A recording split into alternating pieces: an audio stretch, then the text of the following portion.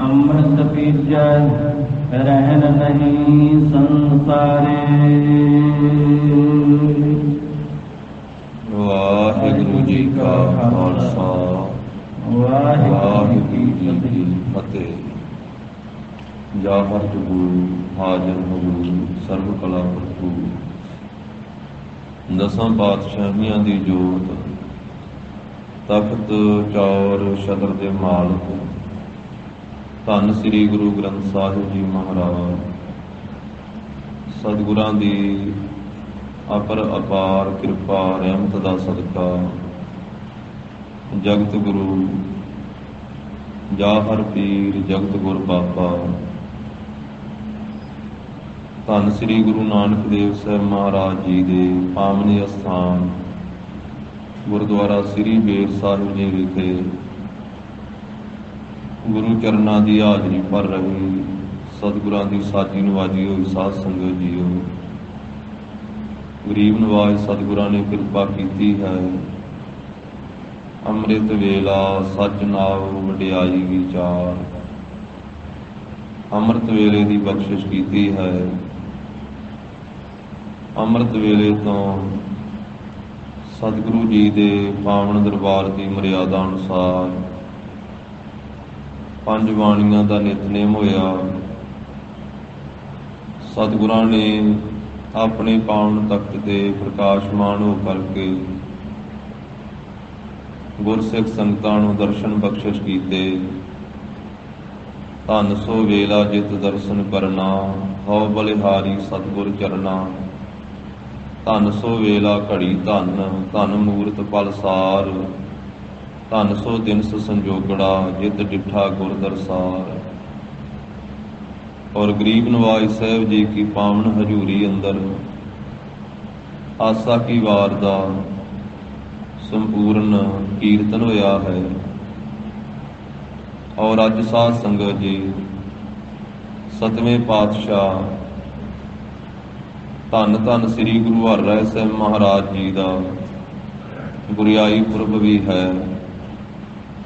ਆਪ ਸਰਬੱਤ ਗੁਰੂ ਕੀਆਂ ਸੰਗਤਾਂ ਨੂੰ ਸ੍ਰੀ ਗੁਰੂ ਹਰਿਰਾਏ ਸਾਹਿਬ ਮਹਾਰਾਜ ਜੀ ਦੇ ਗੁਰਤਾ ਗੱਦੀ ਤਖਤ ਤੇ ਸੋਭਨੀਕ ਹੋਣ ਦੀਆਂ ਲੱਖ ਲੱਖ ਵਧਾਈਆਂ ਹੋਣ ਜੀ। ਸ੍ਰੀ ਕੀਰਤਪੁਰ ਸਾਹਿਬ ਦੀ ਧਰਤੀ ਤੇ ਅੱਜ ਦੇ ਦਿਹਾੜੇ ਮੀਰੀ ਪੀਰੀ ਦੇ ਮਾਲਕ ਬੰਦੀ ਛੋੜ ਦਾਤਾ ਛੇਵੇਂ ਪਾਤਸ਼ਾਹ ਸ੍ਰੀ ਗੁਰੂ ਹਰਗੋਬਿੰਦ ਸਾਹਿਬ ਮਹਾਰਾਜ ਜੀ ਨੇ ਆਪਣੇ ਪੋਤਰੇ ਧੰਨ ਸ੍ਰੀ ਗੁਰੂ ਹਰਿਰਾਏ ਸਾਹਿਬ ਮਹਾਰਾਜ ਸਾਹਿਬ ਜੀ ਨੂੰ ਗੁਰਤਾ ਗੱਦੀ ਦਾ ਤਖਤ ਬਖਸ਼ਿਆ। ਸੰਸਾਰੀ ਰਿਸ਼ਤੇ ਵਜੋਂ ਸ੍ਰੀ ਗੁਰੂ ਹਰਿਰਾਏ ਸਾਹਿਬ ਜੀ ਮਹਾਰਾਜ ਧੰਨ ਸ੍ਰੀ ਗੁਰੂ ਹਰਗੋਬਿੰਦ ਸਾਹਿਬ ਮਹਾਰਾਜ ਜੀ ਦੇ ਪੋਤਰੇ ਲੱਗਦੇ ਹਨ ਸਾਧ ਸੰਗਤ ਜੀ, ਕਿਉਂਕਿ ਸਤਿਗੁਰੂ ਹਰਗੋਬਿੰਦ ਸਾਹਿਬ ਮਹਾਰਾਜ ਜੀ ਦੇ 5 ਸਾਹਿਬਜ਼ਾਦੇ ਤੇ 1 ਸਪੁੱਤਰੀ ਹਨ। ਸਭ ਤੋਂ ਵੱਡੇ ਬਾਬਾ ਗੁਰਦਿੱਤਾ ਜੀ, ਇਸੇ ਤਰ੍ਹਾਂ ਬਾਬਾ ਸੂਰਜਮਲ ਜੀ, ਬਾਬਾ ਅਣੀ ਰਾਏ ਜੀ, ਬਾਬਾ ਅਟਲ ਰਾਏ ਜੀ, ਸ੍ਰੀ ਗੁਰੂ ਤੇਗ ਬਹਾਦਰ ਸਾਹਿਬ ਜੀ ਤੇ ਬੀਬੀ ਬੀਰੋ ਜੀ। ਬਾਬਾ ਗੁਰਦਿੱਤਾ ਜੀ ਉਹਨਾਂ ਦੇ ਧਰਮ ਪਤਨੀ ਹਨ ਸਤਿਕਾਰਯੋਗ ਮਾਤਾ ਨਿਹਾਲ ਕੌਰ ਜੀ। ਬਾਬਾ ਗੁਰਦਿੱਤਾ ਜੀ ਦੇ ਘਰ ਵਿੱਚ ਸ੍ਰੀ ਗੁਰੂ ਹਰਿਰਾਏ ਸਾਹਿਬ ਮਹਾਰਾਜ ਸਾਹਿਬ ਜੀ ਪ੍ਰਗਟ ਹੁੰਦੇ ਆ। ਔਰ ਉਹਨਾਂ ਦੇ ਵੱਡੇ ਭਰਾ ਹਨ ਬਾਬਾ ਧੀਰਮਲ। ਬਾਬਾ ਗੁਰਦਿੱਤਾ ਜੀ ਦੇ ਵੱਡੇ ਸਪੁੱਤਰ ਦਾ ਨਾਮ ਹੈ ਬਾਬਾ ਧੀਰਮਲ ਤੇ ਛੋਟੇ ਸਪੁੱਤਰ ਦਾ ਨਾਮ ਹੈ ਸਤਵੇਂ ਪਾਤਸ਼ਾਹ ਧੰਨ ਸ੍ਰੀ ਗੁਰੂ ਹਰਿਰਾਏ ਸਾਹਿਬ ਜੀ ਮਹਾਰਾਜ। ਤਾਂ ਇਸ ਤਰ੍ਹਾਂ ਸਤਿਗੁਰੂ ਹਰਗੋਬਿੰਦ ਸਾਹਿਬ ਮਹਾਰਾਜ ਜੀ ਦੇ ਗੁਰੂ ਹਰਿਰਾਏ ਸਾਹਿਬ ਮਹਾਰਾਜ ਜੀ ਸੰਸਾਰੀ ਰਿਸ਼ਤੇ ਵਜੋਂ ਪੋਤਰੇ ਲੱਗੇ ਹਨ। ਤਾਂ ਆਪ ਜੀ ਨੂੰ ਮਹਾਰਾਜ ਸਾਹਿਬ ਜੀ ਨੇ ਗੁਰਿਆਈ ਦਾ ਤਖਤ ਬਖਸ਼ਿਆ ਔਰ ਸਤਿਗੁਰੂ ਗਰੀਬ ਨਿਵਾਜ ਸਾਹਿਬ ਜੀ ਨੇ ਗੁਰਤਾ ਗੱਦੀ ਦੇ ਤਖਤ ਤੇ ਸੋਭਨੀਕ ਹੋ ਕਰਕੇ ਬੇਅੰਤ ਜੀਵਾਂ ਦੀ ਕਲਿਆਣ ਕੀਤੀ। ਸਤਿਗੁਰੂ ਗਰੀਬ ਨਿਵਾਜ ਸਾਹਿਬ ਜੀ ਨੇ ਵੈਸੇ ਸਤਿਗੁਰਾਂ ਦਾ ਅੱਜ ਗੁਰਿਆਈ ਪੁਰਬ ਵੀ ਗੁਰੂ ਕਾ ਪੰਥ ਗੁਰੂ ਦੀਆਂ ਸੰਗਤਾਂ ਸ਼ਰਧਾ ਭਾਵਨਾ ਸਹਿਤ ਮਨਾ ਰਹੀਆਂ ਹਨ। ਔਰ ਮਹਾਰਾਜ ਸਾਹਿਬ ਸਤਵੇਂ ਪਾਤਸ਼ਾਹ ਜੀ ਨੇ ਜ਼ਿਆਦਾ ਸਮਾਂ ਸ੍ਰੀ ਕੀਰਤਪੁਰ ਸਾਹਿਬ ਦੀ ਧਰਤੀ ਤੇ ਸਾਧ ਸੰਗਤ ਜੀ ਆਪਣਾ ਨਿਵਾਸ ਰੱਖਿਆ, ਜਿੱਥੇ ਆਪ ਜੀ ਦਾ ਪ੍ਰਕਾਸ਼ ਵੀ ਕੀਰਤਪੁਰ ਸਾਹਿਬ ਦੀ ਧਰਤੀ ਤੇ ਹੋਇਆ। ਆਪ ਜੀ ਨੂੰ ਗੁਰਿਆਈ ਵੀ ਕੀਰਤਪੁਰ ਸਾਹਿਬ ਦੀ ਧਰਤੀ ਤੇ ਪ੍ਰਾਪਤ ਹੋਈ। ਆਪ ਜੀ ਵਿਚਰੇ ਤਾਂ ਜ਼ਰੂਰ, ਕਿਉਂਕਿ 2200 ਘੋੜਸਵਾਰ ਜੋ ਸਤਿਗੁਰੂ ਹਰਗੋਬਿੰਦ ਸਾਹਿਬ ਮਹਾਰਾਜ ਜੀ ਦੀ ਤਾਬਿਆ ਰਿਹਾ ਕਰਦਾ ਸੀ, ਉਹ ਫਿਰ ਗੁਰੂ ਹਰਿਰਾਏ ਸਾਹਿਬ ਮਹਾਰਾਜ ਸਾਹਿਬ ਜੀ ਦੀ ਤਾਬਿਆ ਰਹਿੰਦਾ। ਜਿੱਧਰ ਨੂੰ ਗੁਰੂ ਹਰਿਰਾਏ ਸਾਹਿਬ ਮਹਾਰਾਜ ਜੀ ਜਾਂਦੇ ਹਨ, 2200 ਘੋੜਸਵਾਰ ਆਪ ਜੀ ਦੇ ਨਾਲ ਇਹ ਦਸਤਾ ਚੱਲਦਾ। ਆਪ ਜੀ ਦੁਆਬੇ ਦੀ ਧਰਤੀ ਤੇ ਵੀ ਇੱਥੇ ਕਰਤਾਰਪੁਰ ਸਾਹਿਬ ਵਿੱਚ ਵੀ ਆਏ ਔਰ ਮਹਾਰਾਜ ਸਾਹਿਬ ਜੀ ਨੇ ਗਰੀਬ ਨਿਵਾਜ ਸਾਹਿਬ ਜੀ ਨੇ ਇੱਥੇ ਵੀ ਸੰਗਤਾਂ ਨੂੰ ਉਪਦੇਸ਼ ਦੇ ਕੇ ਦਰਸ਼ਨ ਦੇ ਕਰਕੇ ਨਿਹਾਲ ਕੀਤਾ। ਔਰ ਕਈਆਂ ਗੁਰਮੁਖਾਂ ਨੇ ਇਤਿਹਾਸਕਾਰਾਂ ਨੇ ਵੀ ਜ਼ਿਕਰ ਕੀਤਾ ਹੈ ਕਿ ਸਤਵੇਂ ਪਾਤਸ਼ਾਹ ਮਹਾਰਾਜ ਸਾਹਿਬ ਜੀ ਆਪ ਜੀ ਮਾਝੇ ਦੀ ਧਰਤੀ ਤੇ ਵੀ ਵਿਚਰੇ ਹਨ। ਜਿਵੇਂ ਸ੍ਰੀ ਗੁਰਪ੍ਰਕਾਸ਼ ਗ੍ਰੰਥ ਹੈ, ਇਹ ਸ੍ਰੀ ਗੁਰੂ ਅੰਗਦ ਦੇਵ ਸਾਹਿਬ ਮਹਾਰਾਜ ਸਾਹਿਬ ਜੀ ਦੀ ਬੰਸ ਵਿੱਚੋਂ ਗੁਰਮੁਖਾਂ ਨੇ ਮਹਾਂਪੁਰਖਾਂ ਨੇ ਇਤਿਹਾਸ ਲਿਖਿਆ ਹੈ। ਉਹਦੇ ਵਿੱਚ ਉਹਨਾਂ ਨੇ ਜ਼ਿਕਰ ਕੀਤਾ ਹੈ ਕਿ ਸਤਿਗੁਰੂ ਸਤਵੇਂ ਪਾਤਸ਼ਾਹ ਮਹਾਰਾਜ ਸ੍ਰੀ ਗੋਇੰਦਵਾਲ ਸਾਹਿਬ ਵੀ ਆਏ ਆਪਣੀ ਫੌਜ ਦੇ ਸਮੇਤ, ਸ੍ਰੀ ਖਡੂਰ ਸਾਹਿਬ ਦੀ ਧਰਤੀ ਤੇ ਵੀ ਆਏ ਮਹਾਰਾਜ ਸਾਹਿਬ, ਅਤੇ ਗਰੀਬ ਨਿਵਾਜ ਸੱਚੇ ਪਾਤਸ਼ਾਹ ਸ੍ਰੀ ਅੰਮ੍ਰਿਤਸਰ ਸਾਹਿਬ ਵੀ ਗਏ। ਗੁਰੂ ਹਰਿਰਾਏ ਸਾਹਿਬ ਗਰੀਬ ਨਿਵਾਜ ਔਰ ਸਤਿਗੁਰੂ ਸਾਹਿਬ ਜੀ ਨੇ ਮਾਲਵੇ ਦੇ ਵਿੱਚ ਵੀ ਸਾਧ ਸੰਗਤ ਜੀ ਚਰਨ ਪਾਏ। ਮਾਲਵੇ ਦੀ ਧਰਤੀ ਤੇ ਵੀ ਮਹਾਰਾਜ ਸਾਹਿਬ ਜੀ ਨੇ ਭਾਗ ਲਾਇਆ। ਮਾਲਵੇ ਵਿੱਚ ਵਿਚਰਦਿਆਂ ਹੋਇਆਂ ਵੀ ਮਹਾਰਾਜ ਸਾਹਿਬ ਗੁਰੂ ਹਰਿਰਾਏ ਸਾਹਿਬ ਜੀ ਨੇ ਦਰਸ਼ਨ ਦੇ ਕਰਕੇ ਉਪਦੇਸ਼ ਦੇ ਕਰਕੇ ਸੰਗਤਾਂ ਨੂੰ ਨਿਹਾਲ ਕੀਤਾ। ਪਰ ਜ਼ਿਆਦਾ ਸਮਾਂ ਆਪ ਜੀ ਨੇ ਸ੍ਰੀ ਕੀਰਤਪੁਰ ਸਾਹਿਬ ਹੀ ਨਿਵਾਸ ਰੱਖਿਆ। ਸੰਗਤਾਂ ਆਪ ਜੀ ਦੇ ਸ੍ਰੀ ਕੀਰਤਪੁਰ ਸਾਹਿਬ ਜਾ ਕਰਕੇ ਹੀ ਦਰਸ਼ਨ ਕਰਦੀਆਂ। ਔਰ ਸਤਿਗੁਰੂ ਗਰੀਬ ਨਿਵਾਜ ਸਾਹਿਬ ਮਹਾਰਾਜ ਜੀ ਨੇ ਲਗਭਗ 17 ਸਾਲ ਗੁਰਿਆਈ ਕੀਤੀ ਹੈ। ਧੰਨ ਸ੍ਰੀ ਗੁਰੂ ਹਰਿਰਾਏ ਸਾਹਿਬ ਮਹਾਰਾਜ ਜੀ ਨੇ ਕੁਝ ਮਹੀਨਿਆਂ ਦਾ ਵਿੱਚ ਵੇਰਵਾ ਹੈ। ਔਰ ਸਤਿਗੁਰੂ ਗਰੀਬ ਨਿਵਾਜ ਸਾਹਿਬ ਜੀ ਨੇ ਕੀਰਤਪੁਰ ਸਾਹਿਬ ਦੀ ਧਰਤੀ ਤੇ ਰਹਿੰਦਿਆਂ ਹੋਇਆਂ ਇੱਕ ਦੇਸੀ ਦਵਾਖਾਨਾ ਵੀ ਸਾਧ ਸੰਗਤ ਜੀ ਬਣਾਇਆ, ਤੇ ਮਹਾਰਾਜ ਸਾਹਿਬ ਜੀ ਦੇ ਦਵਾਖਾਨੇ ਦੇ ਵਿੱਚੋਂ ਦੇਸੀ ਜੜੀਆਂ ਬੂਟੀਆਂ ਦੇ ਦੁਆਰਾ ਦੇਸੀ ਦਵਾ ਦੇ ਨਾਲ ਸੰਗਤ ਦਾ ਸੰਸਾਰ ਦੇ ਲੋਕਾਂ ਦਾ ਇਲਾਜ ਕੀਤਾ ਜਾਂਦਾ ਸੀ। ਔਰ ਮਹਾਰਾਜ ਸਾਹਿਬ ਜੀ ਦਾ ਸ਼ਿਕਾਰ ਕਰਨ ਦਾ ਵੀ ਇੱਕ ਵੱਖਰਾ ਹੀ ਢੰਗ ਤਰੀਕਾ ਸੀ।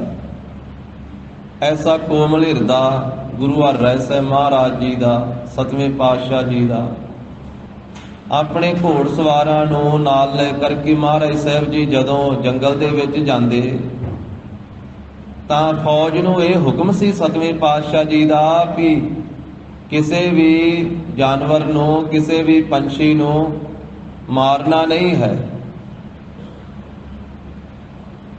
ਕਿਸ ਤਰ੍ਹਾਂ ਦਾ ਸ਼ਿਕਾਰ ਕਰਨਾ ਹੈ, ਇੱਕ ਸ਼ਿਕਾਰ ਨਾਮ ਤਾਂ ਦਿੱਤਾ ਮਹਾਰਾਜ ਸਾਹਿਬ ਜੀ ਨੇ, ਪਰ ਸਤਿਗੁਰੂ ਕਹਿਣ ਲੱਗੇ ਵੀ ਜਿਉਂਦੇ ਫੜਨੇ ਆ ਪਸ਼ੂ ਤੇ ਪੰਛੀ, ਉਹਨਾਂ ਨੂੰ ਫੜਨਾ ਹੈ ਜਿਨ੍ਹਾਂ ਦੇ ਕੋਈ ਸੱਟ ਪੇਟ ਲੱਗੀ ਹੋਵੇ, ਕਿਸੇ ਦੇ ਕੋਈ ਸਰੀਰ ਦੇ ਉੱਤੇ, ਕੋਈ ਲੱਤ ਦੇ ਉੱਤੇ, ਕੋਈ ਕਿਸੇ ਵੀ ਸਰੀਰ ਦੇ ਅੰਗ ਦੇ ਉੱਤੇ ਕੋਈ ਜ਼ਖਮ ਹੋਇਆ ਹੋਵੇ ਪਸ਼ੂਆਂ ਦੇ ਜਾਂ ਪੰਛੀਆਂ ਦੇ, ਉਹਨਾਂ ਨੂੰ ਜਿਉਂਦਿਆਂ ਫੜਨਾ। इस तरह अपनी फौज के समेत जा करके महाराज साहब जी उन्होंने जिउंदियां फड़दे ते श्री कीरतपुर साहब लैके आया करदे। ते इत्थे एक इस तरह का वाड़ा बनाया हुंदा, उहदे विच लिया करके उन्होंने छड्डिया जांदा, उन्हां दी मलम पट्टी करवाउंदे। जदों वो पशु पंछी जंगली जानवर जिथे उन्हां दे कोई जख्म होया हुंदा, जदों पूरा इलाज हो जांदा, वो तंदुरुस्त हो जाते, उन्होंने फिर फड़ के जंगल दे विच छुड़ा के आउंदे। तो महाराज साहब जी ने साध संगत जी बाग भी लवाए, बगीचियां लवाइयां, दरख्त लवाए, और महाराज साहब जी ने ये कुदरत दे नाल भी बड़ा प्रेम गुरु हरराय साहब जी का, हरियावलता दे नाल, पशुआं पंछियां दे नाल, ते सब नूं महाराज साहब जी अपना पवित्र उपदेश दे करके निहाल करदे। इसे करके ही महाराज साहब जी दे दवाखाने का जदों जिक्र आउंदा इतिहास विच, उस मौके ते दिल्ली का बादशाह सी शाहजहान। जदों गुरु हरगोबिंद साहब महाराज ने आप जी नूं गुरता गद्दी दित्ती ना अज दे दिन, ते सतवें पातशाह ने बेनती की सी, महाराज मैनूं कोई जंग युद्ध करने वास्ते की आग्या है दास नूं। तां मेरी पीरी दे मालक सतगुरु जी ने आख्या सी, तुसीं कोई जंग नहीं करना, तुसीं शस्त्रधारी रहना है, सिखां नूं भी तैयार पर तैयार रखना, फौजां तैयार रखणियां, पर जंग तुसीं कोई नहीं करना। जिहड़ा तुहाडे ते चढ़ के आवेगा वो राह विच ही मर खप जावेगा, पहुंच नहीं सकेगा। इस करके शाहजहान ने तो फौजां चढ़ाइयां, 4 वारी गुरु हरगोबिंद साहब जी उत्ते फौजां भेजियां शाहजहान बादशाह ने। 6वें पातशाह नूं शाहजहान बादशाह दीयां फौजां दे नाल 4 वारी जंग करना पिया गुरु हरगोबिंद साहब जी। पहला श्री अमृतसर साहब वाला जंग जो 7000 फौज लाहौर तो भेजी सी शाहजहान ने। इसे तरह दूसरा श्री हरगोबिंदपुरे वाला जंग जो 15000 फौज आई सी। तीसरा मालवे का गुरुसर महाराज वाला जंग, उत्थे 35000 फौज लला बेग लैके आया सी, कासम बेग आदि।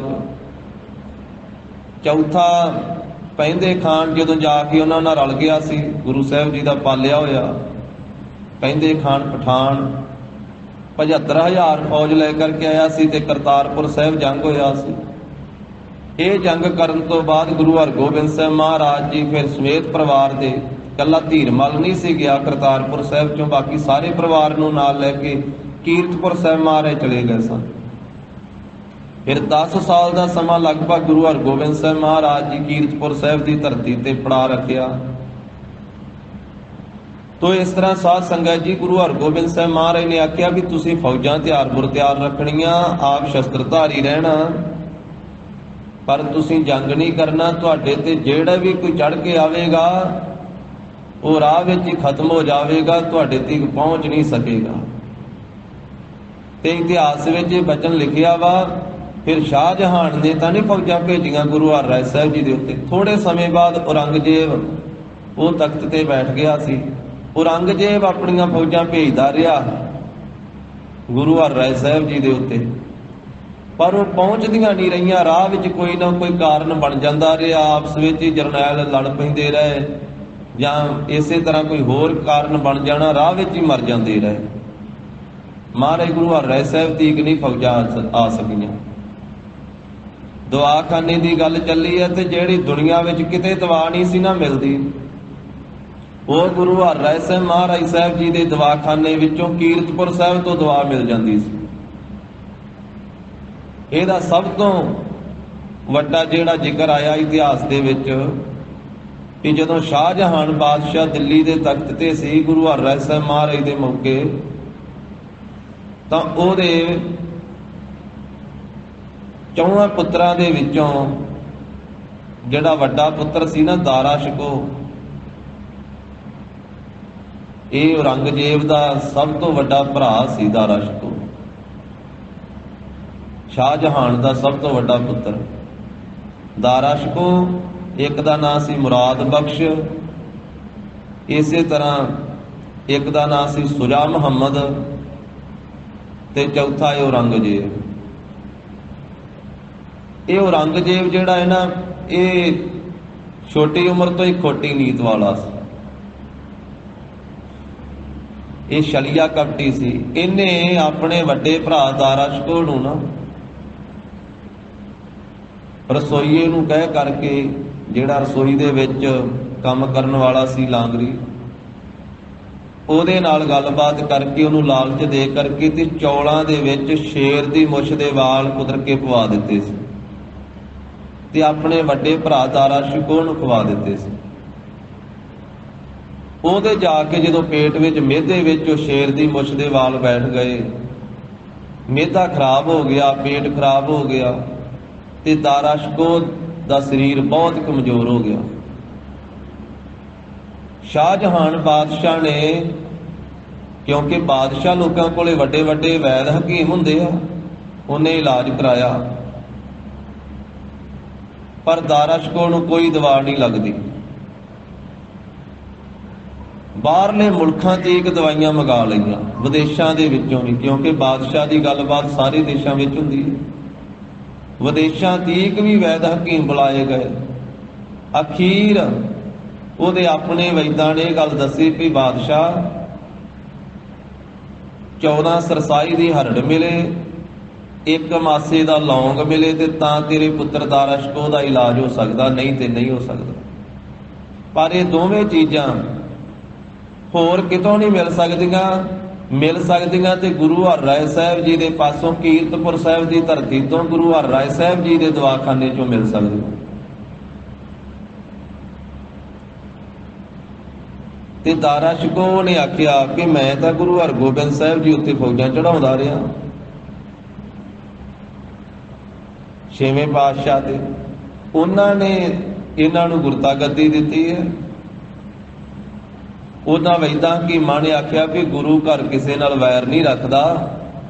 ਬਾਦਸ਼ਾਹ ਜੇ ਤੂੰ ਨੀਵਾਂ ਹੋ ਕਰਕੇ ਪ੍ਰੇਮ ਭਾਵਨਾ ਦੇ ਨਾਲ ਚਿੱਠੀ ਲਿਖੇਗਾ ਨਾ, ਬੇਨਤੀ ਕਰੇਗਾ ਕਿ ਮੇਰੇ ਪੁੱਤਰ ਦੀ ਜਾਨ ਬਚ ਸਕਦੀ ਹੈ, ਸਤਿਗੁਰੂ ਜੀ ਜੇ 14 ਸਰਸਾਈ ਦੀ ਹਰ ਤੇ 1 ਮਾਸੇ ਦਾ ਲੌਂਗ ਤੁਹਾਡੇ ਦਵਾਖਾਨੇ ਵਿੱਚੋਂ ਮੈਨੂੰ ਮਿਲ ਜਾਵੇ ਤੇ ਸਤਿਗੁਰੂ ਜ਼ਰੂਰ ਕਿਰਪਾ ਕਰਨਗੇ। ਇਤਿਹਾਸ ਤੇ ਬੜਾ ਲੰਮਾ ਚੌੜਾ ਹੈ। ਫਿਰ ਸ਼ਾਹਜਹਾਨ ਬਾਦਸ਼ਾਹ ਨੇ ਦਿੱਲੀੋਂ ਚਿੱਠੀ ਲਿਖੀ। ਉਹਨੇ ਆਖਿਆ ਜੀ ਗੁਰੂ ਘਰ ਸਭ ਦੇ ਨਾਲ, ਸਭ ਤੇ ਕਿਰਪਾ ਕਰਨ ਵਾਲਾ ਹੈ ਤੇ ਮੈਂ ਨੀਵਾਂ ਹੋ ਕਰਕੇ ਬੇਨਤੀ ਕਰਦਾ ਵਾਂ, ਮੇਰੇ ਪੁੱਤਰ ਦੀ ਦਾਰਾ ਸ਼ਿਕੋਹ ਦੀ ਜਾਨ ਖਤਰੇ ਵਿੱਚ ਹੈ।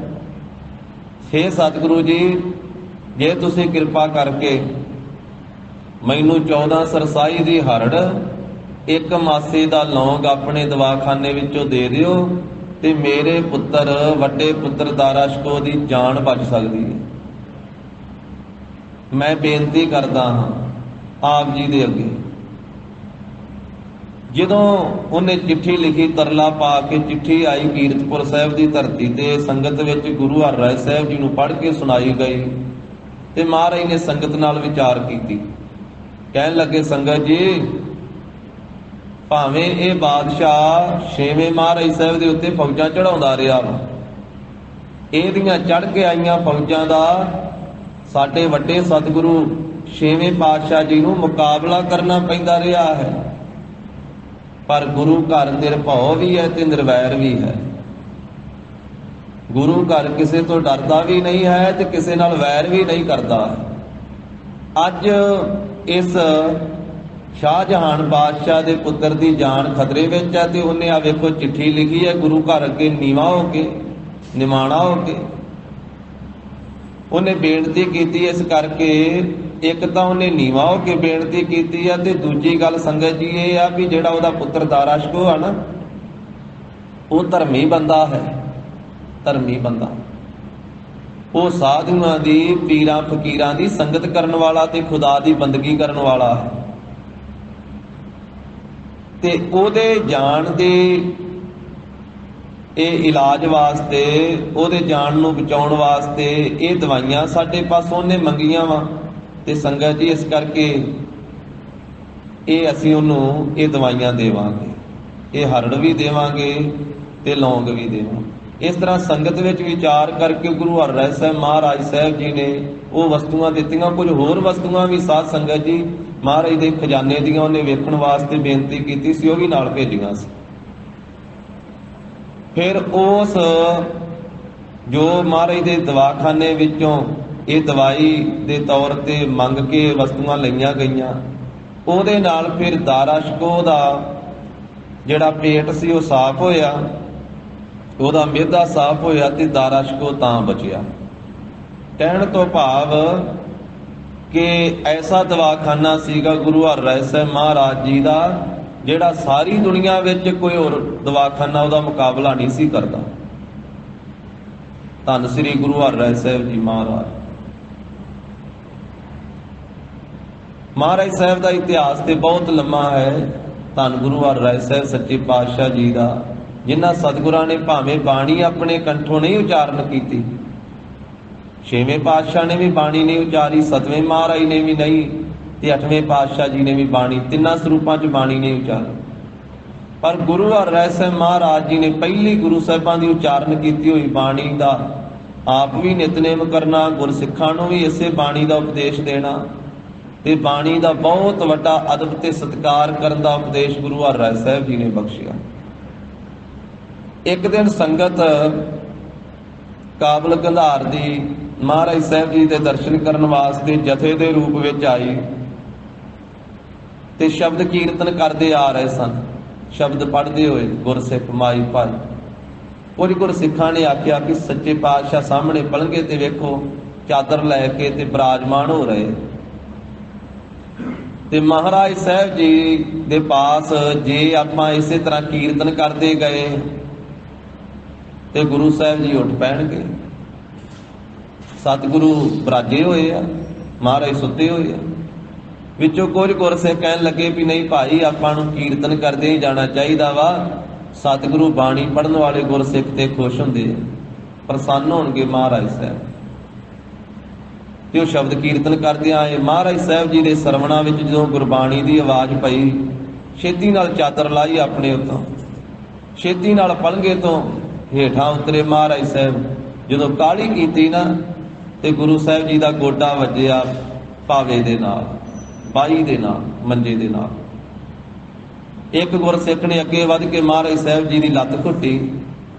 ਗੁਰਸਿੱਖਾਂ ਦੇ ਨੇੜੇ ਆ ਕੇ ਨਮਸਕਾਰ ਕਰਦਿਆਂ ਬੇਨਤੀ ਕੀਤੀ ਵੀ ਸੱਚੇ ਪਾਤਸ਼ਾਹ, ਆਪ ਜੀ ਦੀ ਬਾਣੀ ਅਸੀਂ ਪੜ੍ਹ ਰਹੇ ਹਾਂ, ਪਹਿਲੇ ਸਰੂਪਾਂ ਦੀ ਉਚਾਰਨ ਕੀਤੀ ਹੋਈ, ਆਪ ਜੀ ਦੀ ਬਾਣੀ ਦਾ ਹੀ ਮਹਾਰਾਜ ਸਾਹਿਬ ਕੀਰਤਨ ਕਰ ਰਹੇ ਆ, ਤੇ ਆਪ ਜੀ ਬਰਾਜੇ ਰਹਿੰਦੇ, ਪਲੰਘੇ ਤੇ ਬੈਠੇ ਰਹਿੰਦੇ, ਇੰਨੀ ਛੇਤੀ ਕਿਉਂ ਉੱਠੇ ਆਪ ਜੀ? ਆਪ ਜੀ ਦੇ ਗੋਡੇ ਤੇ ਸੱਟ ਲੱਗ ਗਈ ਹੈ। ਮਹਾਰਾਜ ਕਹਿਣ ਲੱਗੇ ਗੁਰਸਿੱਖੋ, ਸੰਗਤ ਗੁਰਬਾਣੀ ਦਾ ਕੀਰਤਨ ਕਰਦੀ ਹੋਵੇ ਤੇ ਅਸੀਂ ਪਲੰਘੇ ਤੇ ਬੈਠੇ ਹੋਈਏ? ਨਹੀਂ, ਇਸ ਤਰ੍ਹਾਂ ਨਹੀਂ ਹੋ ਸਕਦਾ। ਜੇ ਅਸੀਂ ਗੁਰਬਾਣੀ ਦਾ ਅਦਬ ਨਹੀਂ ਰੱਖਾਂਗੇ ਤੇ ਹੋਰ ਕੌਣ ਰੱਖੇਗਾ? ਮਹਾਰਾਜ ਕਹਿਣ ਲੱਗੇ ਭਾਈ, ਗੁਰਬਾਣੀ ਦਾ ਆਪਣੇ ਸਰੀਰ ਤੋਂ ਵੱਧ ਅਦਬ ਰੱਖਣਾ। ਗੁਰਬਾਣੀ ਉੱਚੇ ਥਾਂ ਤੇ ਹੋਵੇ, ਗੁਰਬਾਣੀ ਪੜ੍ਹਨ ਵਾਲਾ ਉੱਚੇ ਥਾਂ ਤੇ ਹੋਵੇ, ਇਹ ਗੁਰਬਾਣੀ ਦਾ ਅਦਬ ਰੱਖਣਾ ਹੈ ਬਾਹਰੀ ਤੌਰ ਤੇ। ਫਿਰ ਇਹ ਵੀ ਬਚਨ ਕਿਹਾ, ਜਿਨ ਭੈ ਅਦਬ ਨਾ ਬਾਣੀ ਧਾਰਾ, ਜਾਨੋ ਸੋ ਸਿੱਖ ਨਹੀਂ ਹਮਾਰਾ। ਜਿਹੜਾ ਸਿੱਖ ਗੁਰਬਾਣੀ ਦਾ ਅਦਬ ਨਹੀਂ ਕਰਦਾ ਉਹ ਸਾਡਾ ਸਿੱਖ ਹੀ ਨਹੀਂ ਹੈ। ਫਿਰ ਹੋਰ ਵੀ ਸਿੱਖਿਆ ਦਿੱਤੀ ਜੋ ਇਤਿਹਾਸ ਵਿੱਚ ਲਿਖਿਆ ਹੋਇਆ ਹੈ। ਮਹਾਰਾਜ ਕਹਿੰਦੇ ਸੰਸਾਰ ਇੱਕ ਅੱਗ ਦਾ ਸਾਗਰ ਹੈ, ਤੇ ਗੁਰੂ ਕੀ ਬਾਣੀ ਇਸ ਅੱਗ ਦੇ ਸਾਗਰ ਤੋਂ, ਇਸ ਸਮੁੰਦਰ ਤੋਂ ਤਾਰਨ ਵਾਲੀ ਇਹ ਬੇੜੀ ਦੀ ਨਿਆਈ ਗੁਰੂ ਕੀ ਬਾਣੀ ਹੈ, ਜਹਾਜ਼ ਦੀ ਨਿਆਈ ਗੁਰੂ ਕੀ ਬਾਣੀ ਹੈ। ਇਤਿਹਾਸ ਦੀਆਂ ਪੰਕਤੀਆਂ ਹਨ, ਗੁਰੂ ਹਰਿਰਾਏ ਸਾਹਿਬ ਜੀ ਦਾ ਉਪਦੇਸ਼ ਹੈ। ਭਾਵ ਅਗਨੀ ਸਾਗਰ ਕਹੁ ਤਰਨੀ, ਸੰਸਾਰ ਅੱਗ ਦਾ ਸਾਗਰ ਹੈ ਤੇ ਇਹਦੇ ਤੋਂ ਪਾਰ ਕਰਨ ਵਾਲੀ ਇਹ ਗੁਰਬਾਣੀ ਜਹਾਜ਼ ਦੀ ਨਿਆਈ ਹੈ। ਭਾਵ ਅਗਨੀ ਸਾਗਰ ਕਹੁ ਤਰਨੀ, ਸਤਿਗੁਰ ਸਿੱਖਣ ਕਉ ਸੁਖ ਕਰਨੀ। ਜਿਹੜੇ ਸਤਿਗੁਰੂ ਜੀ ਦੇ ਸਿੱਖ ਆ, ਇਸ ਬਾਣੀ ਨਾਲ ਪ੍ਰੇਮ ਰੱਖਣ ਵਾਲੇ, ਬਾਣੀ ਪੜ੍ਹਨ ਸੁਣਨ ਵਾਲੇ, ਉਹਨਾਂ ਸਿੱਖਾਂ ਨੂੰ ਇਹ ਸੁਖ ਦੇਣ ਵਾਲੀ ਬਾਣੀ ਹੈ। ਸਤਿਗੁਰ ਸਿੱਖਣ ਕਉ ਸੁਖ ਕਰਨੀ, ਪਾਠ ਕਰੀਦਾ ਵਿਕਾਰਨ ਹਰਨੀ, ਜਿਹੜਾ ਗੁਰੂ ਕੀ ਬਾਣੀ ਦਾ ਪਾਠ ਕਰਦਾ ਹੈ ਰੋਜ਼ ਨੇਮ ਦੇ ਨਾਲ, ਉਸ ਪਾਠਕ ਦੇ ਹਿਰਦੇ ਦੇ ਵਿਕਾਰਾਂ ਨੂੰ ਦੂਰ ਕਰਨ ਵਾਲੀ ਇਹ ਧੁਰ ਕੀ ਬਾਣੀ ਹੈ। ਪਾਠ ਕਰੀਦਾ ਵਿਕਾਰਨ ਹਰਨੀ, ਹਰਨੀ ਤ੍ਰਿਸ਼ਨਾ ਸਿੰਘਣ ਵਰਨੀ, ਤ੍ਰਿਸ਼ਨਾ ਰੂਪੀ ਹਿਰਨੀ ਨੂੰ ਖਾ ਜਾਣ ਵਾਲੀ ਇਹ ਗੁਰੂ ਕੀ ਬਾਣੀ ਸ਼ੇਰ ਦੀ ਨਿਆਈ ਹੈ। ਮਹਾਰਾਜ ਕਹਿਣ ਲੱਗੇ ਜਿਵੇਂ ਸ਼ੇਰ ਹਿਰਨੀ ਦਾ ਸ਼ਿਕਾਰ ਕਰ ਲੈਂਦੀ ਹੈ, ਇਸੇ ਤਰ੍ਹਾਂ ਗੁਰੂ ਕੀ ਬਾਣੀ ਇਹ ਤ੍ਰਿਸ਼ਨਾ ਰੂਪੀ ਹਿਰਨੀ ਨੂੰ ਮੁਕਾ ਦੇਣ ਵਾਲੀ ਹੈ। ਹਰਨੀ ਤ੍ਰਿਸ਼ਨਾ ਸਿੰਘਨ ਬਰਨੀ, ਬਰਨੀ ਗੁਰ ਦੁੱਖ ਤਰਕਉ ਕਰਨੀ। ਗੁਰੂ ਸਾਹਿਬ ਜੀ ਨੇ ਬਾਣੀ ਉਚਾਰਨ ਕੀਤੀ ਹੈ, ਦੁੱਖਾਂ ਰੂਪੀ ਰੁੱਖਾਂ ਨੂੰ ਪੁੱਟਣ ਵਾਲੀ ਇਹ ਹਥਨੀ ਦੀ ਨਿਆਈ ਹੈ। ਕਰਨੀ ਕਹਿੰਦੇ ਹਥਨੀ ਨੂੰ।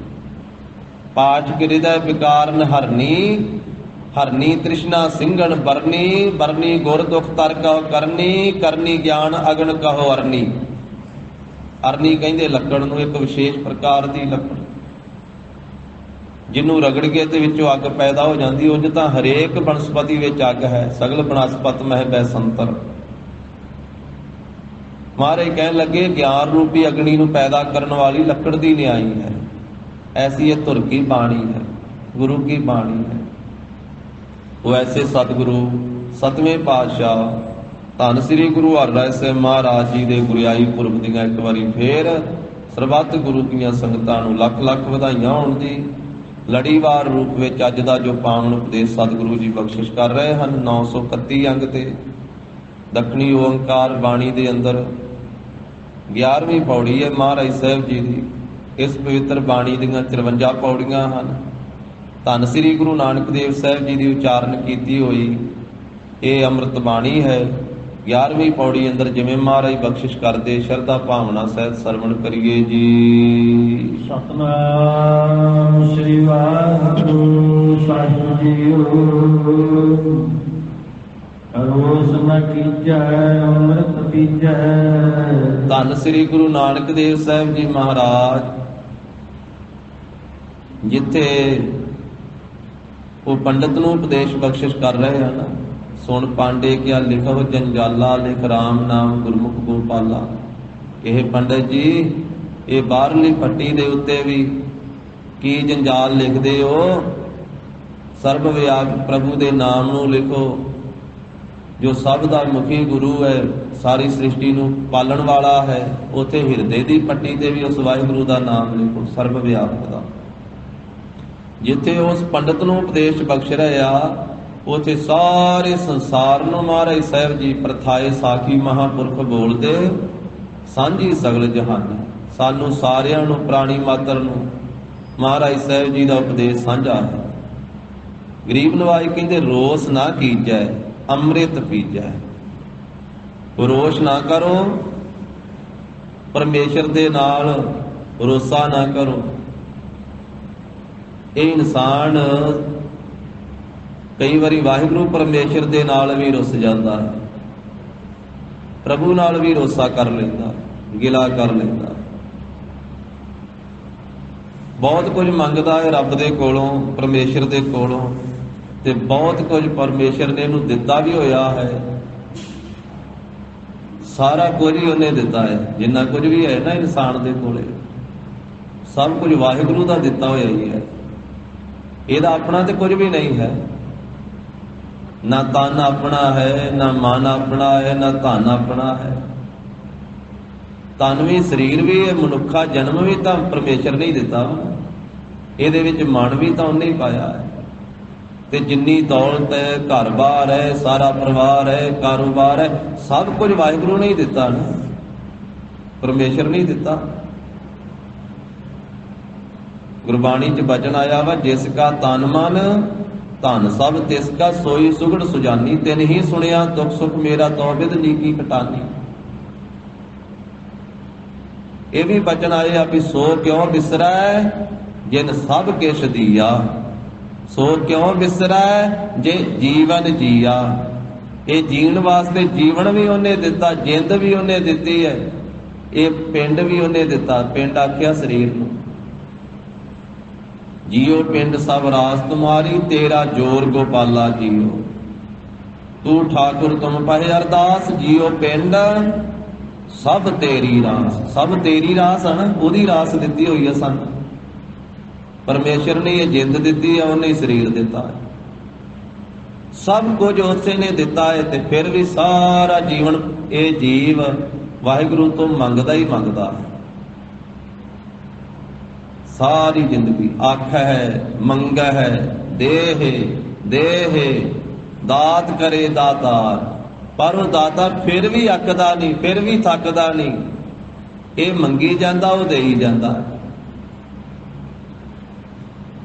ਜੁਗਾਂ ਜੁਗੰਤਰਾਂ ਤੋਂ ਸੰਸਾਰ ਦਾ ਜੀਵ ਮੰਗੀ ਜਾਂਦਾ ਹੈ ਤੇ ਵਾਹਿਗੁਰੂ ਪਰਮੇਸ਼ਰ ਦੇ ਹੀ ਜਾਂਦਾ ਹੈ। ਦਾਤਾ ਜੋ ਹੋਇਆ ਵੱਡਾ ਦਾਤਾ ਤਿਲ ਨਾ ਤੁਮਾਰੇ, ਸਭਨਾ ਜੀਆਂ ਕਾ ਇੱਕ ਦਾਤਾ, ਸੋ ਮੈਂ ਵਿਸਰ ਨਾ ਜਾਏ। ਤੂੰ ਦਾਤਾ ਦਾਤਾਰ, ਤੇਰਾ ਦਿੱਤਾ ਖਾਵਣਾ, ਭਗਤ ਜਨਾ ਕੈ ਸੰਗ ਪਾਪ ਗਵਾਉਣਾ।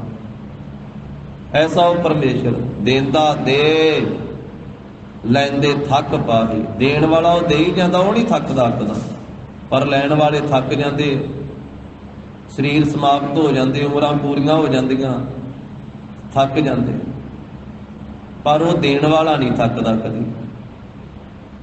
ਅੱਜ ਤੋਂ ਨਹੀਂ, ਜੁਗਾਂ ਤੋਂ ਲੈ ਕੇ ਦੇਂਦਾ ਦੇ, ਲੈਂਦੇ ਥੱਕ ਪਾਹੇ, ਜੁਗਾ ਜੁਗੰਤਰ ਖਾਹੀ ਖਾਈ ਜਾਂਦੇ ਉਤੋਂ ਦਾਤਾਂ ਲੈ ਕੇ।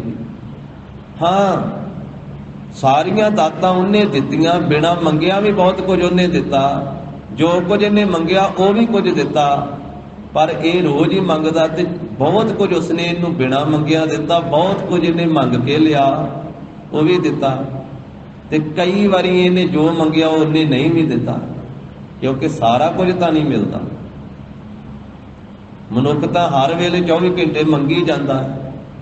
ਉਹਨੇ ਦਿੱਤਾ ਸਭ ਕੁਝ ਉਸੇ ਨਹੀਂ ਆ, ਪਰ ਕਈ ਵਾਰੀ ਇਹ ਰੋਜ਼ ਹੀ ਬਹੁਤ ਕੁਝ ਮੰਗਦਾ ਤੇ ਕੋਈ ਵਸਤੂ ਉਹ ਨਹੀਂ ਵੀ ਦਿੰਦਾ। ਵੇਖ ਕੇ ਦਿੰਦਾ, ਬਾਪੀ ਇੰਨੀ ਜੋਗਾ ਇਹ ਹੈ ਵੀ ਆ ਕਿ ਨਹੀਂ ਹੈ, ਇਹ ਵਸਤੂ ਇਹਨੂੰ ਚਾਹੀਦੀ ਵੀ ਹੈ ਕਿ ਨਹੀਂ ਚਾਹੀਦੀ। ਜਿਵੇਂ ਇੱਕ ਛੋਟਾ ਜਿਹਾ ਬੱਚਾ ਵਾ, ਉਹ ਮਾਤਾ ਪਿਤਾ ਦੇ ਨਾਲ ਬਾਜ਼ਾਰ ਵਿੱਚ ਆ ਜਾਵੇ ਨਾ, ਤੇ ਉਹਦਾ ਇਰਾਦਾ ਹੁੰਦਾ ਵੀ ਸਾਰਾ ਬਾਜ਼ਾਰ ਖਰੀਦ ਕੇ ਹੀ ਲੈ ਲਈਏ ਘਰੇ। ਉਹ ਜਿਹੜੀ ਚੀਜ਼ ਵੇਖਦਾ ਉਹੀ ਮੰਗ ਲੈਂਦਾ ਹੈ ਕਿ ਮੈਂ ਆ ਵੀ ਲੈਣਾ, ਉਹ ਵੀ ਲੈਣਾ, ਆ ਵੀ ਲੈਣਾ। ਤੇ ਮਾਤਾ ਪਿਤਾ ਵਿਚਾਰ ਕਰਦੇ ਆ ਕਿ ਕਾਕਾ ਲੈ ਤੂੰ ਛੋਟਾ ਵਾ, ਇਹ ਵਸਤੂ ਤੇਰੇ ਲੈਣ ਵਾਲੀ ਨਹੀਂ, ਜਦੋਂ ਤੂੰ ਵੱਡਾ ਹੋਵੇਗਾ ਫਿਰ ਤੈਨੂੰ ਇਹ ਲੈ ਦੇਵਾਂ।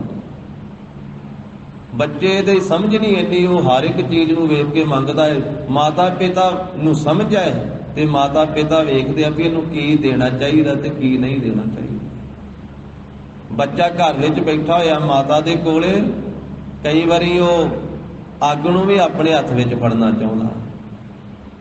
ਛੋਟਾ ਜਿਹਾ ਬੱਚਾ ਹੈ, ਸਾਲ ਦਾ, ਸਾਲ ਡੇਢ ਸਾਲ ਦਾ, ਉਹ ਚੁੱਲ੍ਹੇ ਦੇ ਲਾਗੇ ਬੈਠਾ ਹੋਇਆ ਆਪਣੀ ਮਾਤਾ ਦੇ ਕੋਲੇ, ਤੇ ਉਹਨੂੰ ਅੱਗ ਬੜੀ ਚੰਗੀ ਲੱਗਦੀ, ਉਹ ਬਲਦੀ ਅੱਗ ਨੂੰ ਵੀ ਹੱਥ ਪਾਉਣਾ ਚਾਹੁੰਦਾ।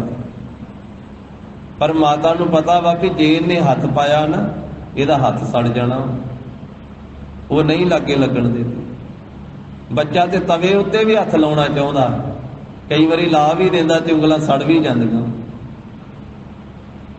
ਇਸ ਕਰਕੇ ਸੰਸਾਰ ਬੱਚੇ ਦੀ ਤਰ੍ਹਾਂ ਹੈ, ਪਰਮਾਤਮਾ ਮਾਤਾ ਪਿਤਾ ਹੈ। ਇਹ ਕਈ ਵਾਰੀ ਜਿੱਦ ਵੀ ਕਰਦਾ ਹੈ ਕਿ ਮੈਨੂੰ ਆ ਦੇ, हे ਪਰਮੇਸ਼ਰ ਤੂੰ ਇਹ ਮੈਨੂੰ ਦਿੱਤਾ ਕਿਉਂ ਨਹੀਂ, ਵਾਰ-ਵਾਰ ਮੰਗਦਾ ਹੈ। ਕਿ ਉਹ ਪਰਮੇਸ਼ਰ ਵਿਚਾਰ ਕੇ ਦਿੰਦਾ ਹੈ ਵੀ ਇਹ ਪਦਾਰਥ ਦੇ ਤੂੰ ਯੋਗ ਨਹੀਂ ਹੈ, ਇਸ ਵਸਤੂ ਦੇ ਤੂੰ ਯੋਗ ਨਹੀਂ ਹੈ। ਜਿਸ ਦੇ ਯੋਗ ਹੈ ਉਹ ਤੈਨੂੰ ਦਿੱਤਾ ਹੈ, ਜਿਹਦੇ ਤੂੰ ਯੋਗ ਨਹੀਂ ਉਹ ਤੈਨੂੰ ਨਹੀਂ ਦੇਣਾ। ਜਦੋਂ ਨਹੀਂ ਕੋਈ ਵਸਤੂ ਮਿਲਦੀ ਫਿਰ ਕਈ ਵਾਰੀ ਰੁੱਸ ਵੀ ਜਾਂਦਾ, ਜਿਵੇਂ ਬੱਚੇ ਰੁੱਸ ਜਾਂਦੇ ਨਾ, ਇਸੇ ਤਰ੍ਹਾਂ ਇਹ ਇਨਸਾਨ ਇਹ ਵੀ ਰੁੱਸ ਜਾਂਦਾ, ਭਗਵਾਨ ਦੇ ਨਾਲ ਰੁੱਸ ਜਾਂਦਾ। ਪਰ ਧੰਨ ਗੁਰੂ ਨਾਨਕ ਸਾਹਿਬ ਮਹਾਰਾਜ ਕਹਿੰਦੇ ਰੋਸ ਨਾ ਕੀਜੈ, ਭਾਈ ਪ੍ਰਮਾਤਮਾ ਨਾਲ ਰੋਸਾ ਨਹੀਂ ਕਰਨਾ ਚਾਹੀਦਾ, ਰੁੱਸਣਾ ਨਹੀਂ ਚਾਹੀਦਾ ਉਹਦੇ ਨਾਲ। ਇਹ ਕਹਿੰਦਾ ਵਾ ਵੀ ਹੇ ਵਾਹਿਗੁਰੂ ਤੂੰ ਮੈਨੂੰ ਆਹ ਵਸਤੂ ਕਿਉਂ ਨਹੀਂ ਦਿੱਤੀ, ਤੇ ਉਹ ਪਰਮੇਸ਼ਰ ਕਹਿੰਦਾ ਵੀ ਜਿਹੜੀਆਂ ਪਹਿਲੀਆਂ ਦਿੱਤੀਆਂ ਉਹ ਕਿੰਨੇ ਦਿੱਤੀਆਂ। ਜੇ ਤੂੰ ਗੁੱਸਾ ਗਿਲਾ ਕਰਦਾ ਹੈ, ਜੇ ਰੁੱਸਦਾ ਵਾਂ, ਜਿਹੜੀ ਇੱਕ ਨਹੀਂ ਮਿਲੀ ਉਹਦੇ ਕਰਕੇ ਤੂੰ ਰੁੱਸਦਾ ਵਾਂ, ਤੇ ਜਿੰਨੀਆਂ ਪਹਿਲੋਂ ਜਿਹੜੀਆਂ ਤੈਨੂੰ ਦਿੱਤੀਆਂ ਜੇ ਉਹ ਵੀ ਤੇਰੀਆਂ ਵਾਪਸ ਲੈ ਲਵਾਂ ਫਿਰ ਕੀ ਕਰੇਗਾ।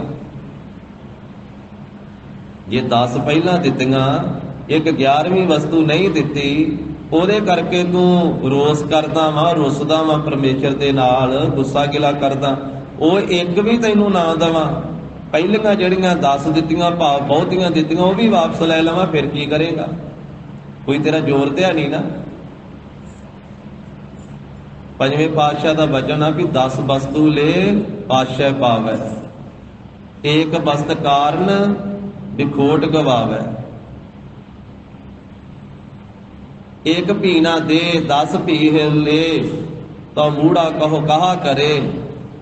ਜੇ ਇੱਕ ਵਸਤੂ ਵੀ ਪਰਮੇਸ਼ਰ ਨਾ ਦਵੇ, ਪਹਿਲੀਆਂ ਸਾਰੀਆਂ ਦਿੱਤੀਆਂ ਵੀ ਵਾਪਸ ਲੈ ਲਵੇ, ਤੇ ਧੰਨ ਗੁਰੂ ਅਰਜਨ ਸਾਹਿਬ ਮਹਾਰਾਜ ਕਹਿੰਦੇ ਮੂਰਖ ਜੀਵ ਕੀ ਕਰ ਸਕਦਾ? ਫਿਰ ਕੁਝ ਕਰਦਾ ਨਹੀਂ ਸਕਦਾ। ਤਾਂ ਮੂੜਾ ਕਹੋ ਕਹਾ ਕਰੇ, ਜਿਸ ਠਾਕੁਰ ਸਿਓ ਨਾਹੀ ਚਾਰਾ, ਤਾਕੋ ਕੀਜੈ ਸਦ ਨਮਸਕਾਰਾ। ਇਸ ਕਰਕੇ ਜਿਸ ਵਾਹਿਗੁਰੂ ਦੇ ਨਾਲ ਕੋਈ ਆਪਣਾ ਚਾਰਾ ਨਹੀਂ ਚੱਲ ਸਕਦਾ, ਕੋਈ ਆਪਣਾ ਜ਼ੋਰ ਨਹੀਂ ਚੱਲ ਸਕਦਾ, ਉਹਦੇ ਨਾਲ ਰੁੱਸਣਾ ਨਹੀਂ ਚਾਹੀਦਾ। ਹਰ ਵੇਲੇ ਉਹਦੇ ਭਾਣੇ ਵਿੱਚ ਪ੍ਰਸੰਨ ਰਹਿਣਾ ਚਾਹੀਦਾ, ਉਹਦੀ ਆਗਿਆ ਵਿੱਚ ਚੱਲਣਾ ਚਾਹੀਦਾ, ਉਹਦੇ ਹੁਕਮ ਵਿੱਚ ਤੁਰਨਾ ਚਾਹੀਦਾ ਹੈ। ਜੋ ਕੁਝ ਉਹਨੇ ਦਿੱਤਾ ਹੈ ਉਹਨਾਂ ਦਾ ਸ਼ੁਕਰਾਨਾ ਕਰਨਾ ਚਾਹੀਦਾ ਹੈ। ਤੇ ਜਿਹੜੀ ਵਸਤੂ ਨਹੀਂ ਮਿਲੀ ਹੈ, ਫਿਰ ਵੀ ਵਾਹਿਗੁਰੂ ਦੇ ਭਾਣੇ ਵਿੱਚ ਪ੍ਰਸੰਨ ਰਹਿਣਾ ਚਾਹੀਦਾ ਕਿ ਪ੍ਰਭੂ ਇਹ ਮੇਰੇ ਭਾਗਾਂ ਵਿੱਚ ਨਹੀਂ ਸੀ, ਤੇਰਾ ਹੁਕਮ ਹੈ, ਤੇਰਾ ਭਾਣਾ ਹੈ। ਤਾਂ ਮਹਾਰਾਜ ਕਹਿੰਦੇ ਰੋਸ ਨਹੀਂ ਕਰਨਾ ਚਾਹੀਦਾ। ਰੋਸ ਨਾ ਕੀਜੈ ਅੰਮ੍ਰਿਤ ਪੀਜੈ। ਗਰੀਬ ਨਵਾਜ ਕਹਿੰਦੇ ਰੋਸ ਨਾ ਕਰੋ ਭਾਈ, ਰੁੱਸੋ ਨਾ ਪ੍ਰਭੂ ਨਾਲ, ਉਹਦੇ ਅੰਮ੍ਰਿਤ ਨੂੰ ਪੀਣਾ ਕਰੋ। ਅੰਮ੍ਰਿਤ ਕੀ ਹੈ? ਨਾਮ। ਵਾਹਿਗੁਰੂ ਦੇ ਨਾਮ ਅੰਮ੍ਰਿਤ ਨੂੰ ਪੀਣਾ ਕਰੋ, ਜਪ ਜਪ ਕੇ। ਬਾਰੰਬਾਰ ਬਾਰ ਪ੍ਰਭ ਜਪੀਐ, ਪੀ ਅੰਮ੍ਰਿਤ ਇਹੋ ਮਨ ਤਨ ਤਰਪੀਐ। ਮਹਾਰਾਜ ਕਹਿੰਦੇ ਮਨ ਤੇ ਤਨ ਰਜਣਾ ਪਦਾਰਥਾਂ ਨਾਲ ਨਹੀਂ ਹੈ, ਧਨ ਦੌਲਤ ਨਾਲ ਨਹੀਂ ਮਨ ਤਨ ਨੇ ਰਜਣਾ। ਹਾਂ, ਲੋੜਾਂ ਦੀ ਪੂਰਤੀ ਵਾਸਤੇ ਵਸਤੂਆਂ ਚਾਹੀਦੀਆਂ ਵਾ, ਪਰ ਮਨ ਤੇ ਤਨ ਰਜੇਗਾ ਪ੍ਰਭੂ ਦੇ ਨਾਮ ਅੰਮ੍ਰਿਤ ਦੇ ਨਾਲ। ਪੀ ਅੰਮ੍ਰਿਤ ਇਹੋ ਮਨ ਤਨ ਤਰਪੀਐ। ਮਨ ਤੇ ਤਨ ਨੂੰ ਤ੍ਰਿਪਤ ਕਰਨ ਵਾਸਤੇ ਨਾਮ ਅੰਮ੍ਰਿਤ ਨੂੰ ਪੀਣਾ ਕਰੋ, ਫਿਰ ਸਾਰੀਆਂ ਭੁੱਖਾਂ ਹੀ ਦੂਰ ਹੋ ਜਾਣਗੀਆਂ। ਸਾਚਾ ਨਾਮ ਮੇਰਾ ਆਧਾਰੋ, ਸਾਚ ਨਾਮ ਆਧਾਰ ਮੇਰਾ, ਜਿਨ ਭੁੱਖਾਂ ਸਭ ਗਵਾਈਆਂ, ਕਰ ਸਾਂਤ ਸੁਖ ਮਨ ਆਏ ਵਸਿਆ, ਜਿਨ ਇੱਛਾ ਸਭ ਪੁਜਾਈਆਂ, ਸਦਾ ਕੁਰਬਾਨ ਕੀਤਾ ਗੁਰੂ ਵਿਟਹੁ, ਜਿਸ ਦੀਆ ਇਹ ਵਡਿਆਈਆਂ, ਕਹੈ ਨਾਨਕ ਸੁਣੋ ਸੰਤਹੁ, ਸ਼ਬਦ ਧਰੋ ਪਿਆਰੋ, ਸਾਚਾ ਨਾਮ ਮੇਰਾ ਆਧਾਰੋ। ਜਦੋਂ ਮਹਾਰਾਜ ਕਹਿੰਦੇ ਸੱਚੇ ਨਾਮ ਦਾ ਆਸਰਾ ਪ੍ਰਾਪਤ ਹੋਇਆ, ਸਾਰੀਆਂ ਭੁੱਖਾਂ ਉਸ ਦਿਨ ਦੂਰ ਹੋਣਗੀਆਂ। ਫਿਰ ਮਨ ਵਿੱਚ ਸ਼ਾਂਤੀ, ਸੁਖ, ਚੈਨ, ਆਰਾਮ ਪ੍ਰਾਪਤ ਹੋਵੇਗਾ। ਇਸ ਕਰਕੇ ਰੋਸ ਨਾ ਕੀਜੈ ਅੰਮ੍ਰਿਤ ਪੀਜੈ। ਜਿੱਥੇ ਇਹ ਜੀਵ ਪਰਮੇਸ਼ਰ ਨਾਲ ਵੀ ਕਈ ਵਾਰੀ ਰੋਸ ਕਰਦਾ ਹੈ, ਉੱਥੇ ਆਪਸ ਵਿੱਚ ਵੀ ਰੁੱਸਦਾ ਹੈ। ਮਾਤਾ ਪਿਤਾ ਦੇ ਨਾਲ ਵੀ ਬੱਚੇ ਰੁੱਸਦੇ, ਪਤੀ ਪਤਨੀ ਵੀ ਆਪਸ ਵਿੱਚ ਰੋਸਾ ਕਰਦੇ, ਇਸੇ ਤਰ੍ਹਾਂ ਧੀਆਂ ਪੁੱਤਰ ਰੁੱਸਦੇ, ਭੈਣ ਭਰਾ ਵੀ ਆਪਸ ਵਿੱਚ ਰੁੱਸ ਜਾਂਦੇ। ਮਹਾਰਾਜ ਕਹਿੰਦੇ ਭਾਈ ਇਹ ਰੋਸ ਨਾ ਕਰੋ, ਝਗੜਾ ਨਾ ਕਰੋ, ਰੋਸ ਨਾ ਕੀਜੈ ਅੰਮ੍ਰਿਤ ਪੀਜੈ। ਕਿਉਂਕਿ ਮਨੁੱਖਾ ਜਨਮ ਪ੍ਰਾਪਤ ਹੋਇਆ ਹੈ, ਇਹ ਗਿਲਿਆਂ ਸ਼ਿਕਵਿਆਂ ਦੇ ਵਿੱਚ, ਰੁੱਸਣ ਮਨਾਉਣ ਦੇ ਵਿੱਚ ਲੰਘਾਉਣ ਵਾਲਾ ਨਹੀਂ ਹੈ। ਇਹ ਰੋਸ ਕਰਨਾ ਛੱਡ ਕਰਕੇ ਨਾਮ ਅੰਮ੍ਰਿਤ ਨੂੰ ਪੀਣਾ ਕਰੋ। ਨਾਮ ਗੁਰੂ ਕਾ ਅੰਮ੍ਰਿਤ ਹੈ, ਗੁਰੂ ਕੀ ਬਾਣੀ ਸਾਰੀ ਅੰਮ੍ਰਿਤ ਰੂਪ ਹੈ। ਇੱਕ ਇੱਕ ਸ਼ਬਦ, ਇੱਕ ਇੱਕ ਬਾਣੀ, ਇੱਕ ਇੱਕ ਪੰਕਤੀ, ਇੱਕ ਇੱਕ ਅੱਖਰ ਇਹ ਅੰਮ੍ਰਿਤ ਹੈ। ਅੰਮ੍ਰਿਤ ਬਾਣੀ ਹਰ ਹਰ ਤੇਰੀ, ਸੁਣ ਸੁਣ ਹੋਵੈ ਪਰਮਗਤ ਮੇਰੀ, ਜਲਨ ਬੁਝੀ ਸੀਤਲ ਹੋਏ ਮਨੁਆ, ਸਤਿਗੁਰ ਕਾ ਦਰਸ਼ਨ ਪਾਏ ਜੀਓ। ਤਾਂ ਹੀ ਆਖਿਆ ਏਕ ਸ਼ਬਦ ਮੇਰਾ ਪ੍ਰਾਣ ਬਸਤ ਹੈ, ਬਾਹੁੜ ਜਨਮ ਨਾ ਆਵਾ। ਅੰਮ੍ਰਿਤ ਉਸ ਨੂੰ ਆਖਿਆ ਜਾਂਦਾ ਜਿਹੜਾ ਮਿਰਦੂ ਤੋਂ ਰਹਿਤ ਕਰ ਦਵੇ। ਜੋ ਅਮਰ ਕਰ ਦੇਣ ਵਾਲਾ ਉਹ ਅੰਮ੍ਰਿਤ ਹੈ। ਇਸ ਕਰਕੇ ਸ਼ਬਦ ਤੇ ਬਾਣੀ, ਇਹ ਗੁਰ ਮੰਤਰ, ਮੂਲ ਮੰਤਰ, ਇਹ ਅੰਮ੍ਰਿਤ ਹੈ। ਜਦੋਂ ਹਿਰਦੇ ਵਿੱਚ ਵਸ ਜਾਂਦਾ ਹੈ ਤੇ ਫਿਰ ਜੀਵ ਨੂੰ ਅਮਰ ਕਰ ਦਿੰਦਾ ਹੈ। ਫਿਰ ਮ੍ਰਿਤੂ ਨਹੀਂ ਆਉਂਦੀ। ਸਰੀਰਕ ਤੌਰ ਤੇ ਤਾਂ ਮ੍ਰਿਤੂ ਆਉਂਦੀ ਹੈ, ਪਰ ਆਤਮਿਕ ਤੌਰ ਤੇ ਸਦਾ ਦਾ ਜੀਵਨ ਮਿਲ ਜਾਂਦਾ, ਸਦਾ ਵਾਸਤੇ ਅਮਰ ਹੋ ਜਾਂਦਾ ਹੈ। ਗਰੀਬ ਨਵਾਜ਼ ਸਾਹਿਬ ਜੀ ਨੇ ਆਖਿਆ, ਏਕ ਅੱਖਰ ਹਰ ਮਨ ਬਸਤ ਨਾਨਕ ਹੋਤ ਨਿਹਾਲ। ਇੱਕ ਅੱਖਰ ਵੀ ਨਾਮ ਦਾ, ਇੱਕ ਅੱਖਰ ਵੀ ਬਾਣੀ ਦਾ ਹਿਰਦੇ ਵਿੱਚ ਵਸ ਜਾਵੇ, ਨਿਹਾਲ ਕਰ ਦੇਵੇਗਾ। ਇਹ ਤਾਂ ਸਮੁੰਦਰ ਹੈ, ਇਹ ਤਾਂ ਸਾਗਰ ਹੈ, ਧੁਰ ਕੀ ਬਾਣੀ। ਪਰ ਇਹ ਸਾਗਰ ਦੇ ਵਿੱਚੋਂ ਇੱਕ ਬੂੰਦ ਵੀ ਹਿਰਦੇ 'ਚ ਵਸ ਜਾਵੇ, ਇੱਕ ਕਣੀ ਹਿਰਦੇ 'ਚ ਵਸ ਜਾਵੇ। ਕਿਨਕਾ ਏਕ ਜਿਸ ਜੀ ਬਸਾਵੈ, ਤਾਂ ਕਿ ਮਹਿਮਾ ਗਣੀ ਨਾ ਆਵੈ। ਉਹ ਮਹਿਮਾ ਹੀ ਨਹੀਂ ਗਿਣੀ ਜਾ ਸਕਦੀ, ਨਾ ਕਿਨਕੇ ਦੀ ਮਹਿਮਾ। ਤੇ ਜਿਸ ਹਿਰਦੇ ਵਿੱਚ ਵਸ ਗਈ, ਉਸ ਹਿਰਦੇ ਦੀ ਮਹਿਮਾ ਵੀ ਨਹੀਂ ਬਿਆਨ ਕੀਤੀ ਜਾ ਸਕਦੀ। ਸਤਿਗੁਰੂ ਕਹਿੰਦੇ ਅੰਮ੍ਰਿਤ ਪੀਣਾ ਕਰੋ ਭਾਈ। ਪ੍ਰਤੱਖ ਖੰਡੇ ਬਾਟੇ ਦਾ ਅੰਮ੍ਰਿਤ ਮਹਾਰਾਜ ਨੇ ਬਖਸ਼ਿਆ। ਧੰਨ ਸ੍ਰੀ ਗੁਰੂ ਨਾਨਕ ਦੇਵ ਸਾਹਿਬ ਜੀ ਮਹਾਰਾਜ ਚਰਨ ਪੌਲ ਦਿਆ ਕਰਦੀ। ਸੁਣੀ ਪੁਕਾਰ ਦਾਤਾਰ ਪ੍ਰਭ ਗੁਰੂ ਨਾਨਕ ਜਗ ਮਾਹੇ ਪਠਾਇਆ, ਚਰਨ ਧੋਏ ਰਹਿ ਰਾਸ ਕਰ, ਚਰਨਾਮ੍ਰਿਤ ਸਿੱਖਾਂ ਪੀ ਲਾਇਆ। ਇਹ ਦਸਮ ਪਾਤਸ਼ਾਹ ਤੀਕ ਮਰਿਆਦਾ ਚਰਨ ਪੌਲ ਦੀ ਚੱਲੀ। ਦਸਵੇਂ ਪਾਤਸ਼ਾਹ ਨੇ ਵੀ ਕੁਝ ਸਾਲ ਚਰਨ ਪੌਲ ਦਿੱਤੀ ਹੈ ਸਿੱਖਾਂ ਨੂੰ। ਨਾਵੇਂ ਪਾਤਸ਼ਾਹੀ ਦੀ ਸ਼ਹੀਦੀ ਤੋਂ ਮਗਰੋਂ ਜਿੰਨਾ ਚਿਰ ਖਾਲਸੇ ਦੀ ਸਾਜਨਾ ਨਹੀਂ ਕੀਤੀ, ਉਹਨਾਂ ਚਿਰ ਮਹਾਰਾਜ ਦਸਮ ਪਾਤਸ਼ਾਹ ਵੀ ਚਰਨ ਪੌਲ ਦਿੰਦੇ ਆ। 1675 ਤੋਂ ਲੈ ਕੇ 1699 ਤੱਕ, 1732 ਬਿਕਰਮੀ ਸੰਮਤ ਤੋਂ ਲੈ ਕੇ 1756 ਬਿਕਰਮੀ ਸੰਮਤ ਤੱਕ।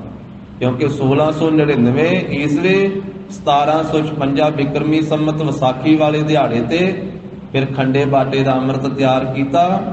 ਫਿਰ ਖਾਲਸੇ ਦੀ ਸਾਜਨਾ ਕੀਤੀ। ਉਸ ਦਿਨ ਤੋਂ ਫਿਰ ਬਚਨ ਕਹਿ ਦਿੱਤਾ ਸੀ ਵੀ ਅੱਜ ਤੋਂ ਬਾਅਦ ਹੁਣ ਖੰਡੇ ਬਾਟੇ ਦਾ ਅੰਮ੍ਰਿਤ ਸੰਗਤਾਂ ਛਕਣ। ਹੁਣ ਚਰਨ ਪੌਲ ਦੀ ਸਮਾਪਤੀ ਕਰ ਦਿੱਤੀ। ਅੰਮ੍ਰਿਤ, ਜਿਸ ਅੰਮ੍ਰਿਤ ਨੂੰ ਰਿਸ਼ੀ ਮੁਨੀ ਦੇਵਤੇ ਵੀ ਭਾਲਦੇ ਰਹੇ। ਸੁਰ ਨਰ ਮਨ ਜਾਨ ਅੰਮ੍ਰਿਤ ਖੋਜਦੇ, ਸੋ ਅੰਮ੍ਰਿਤ ਗੁਰ ਤੇ ਪਾਇਆ।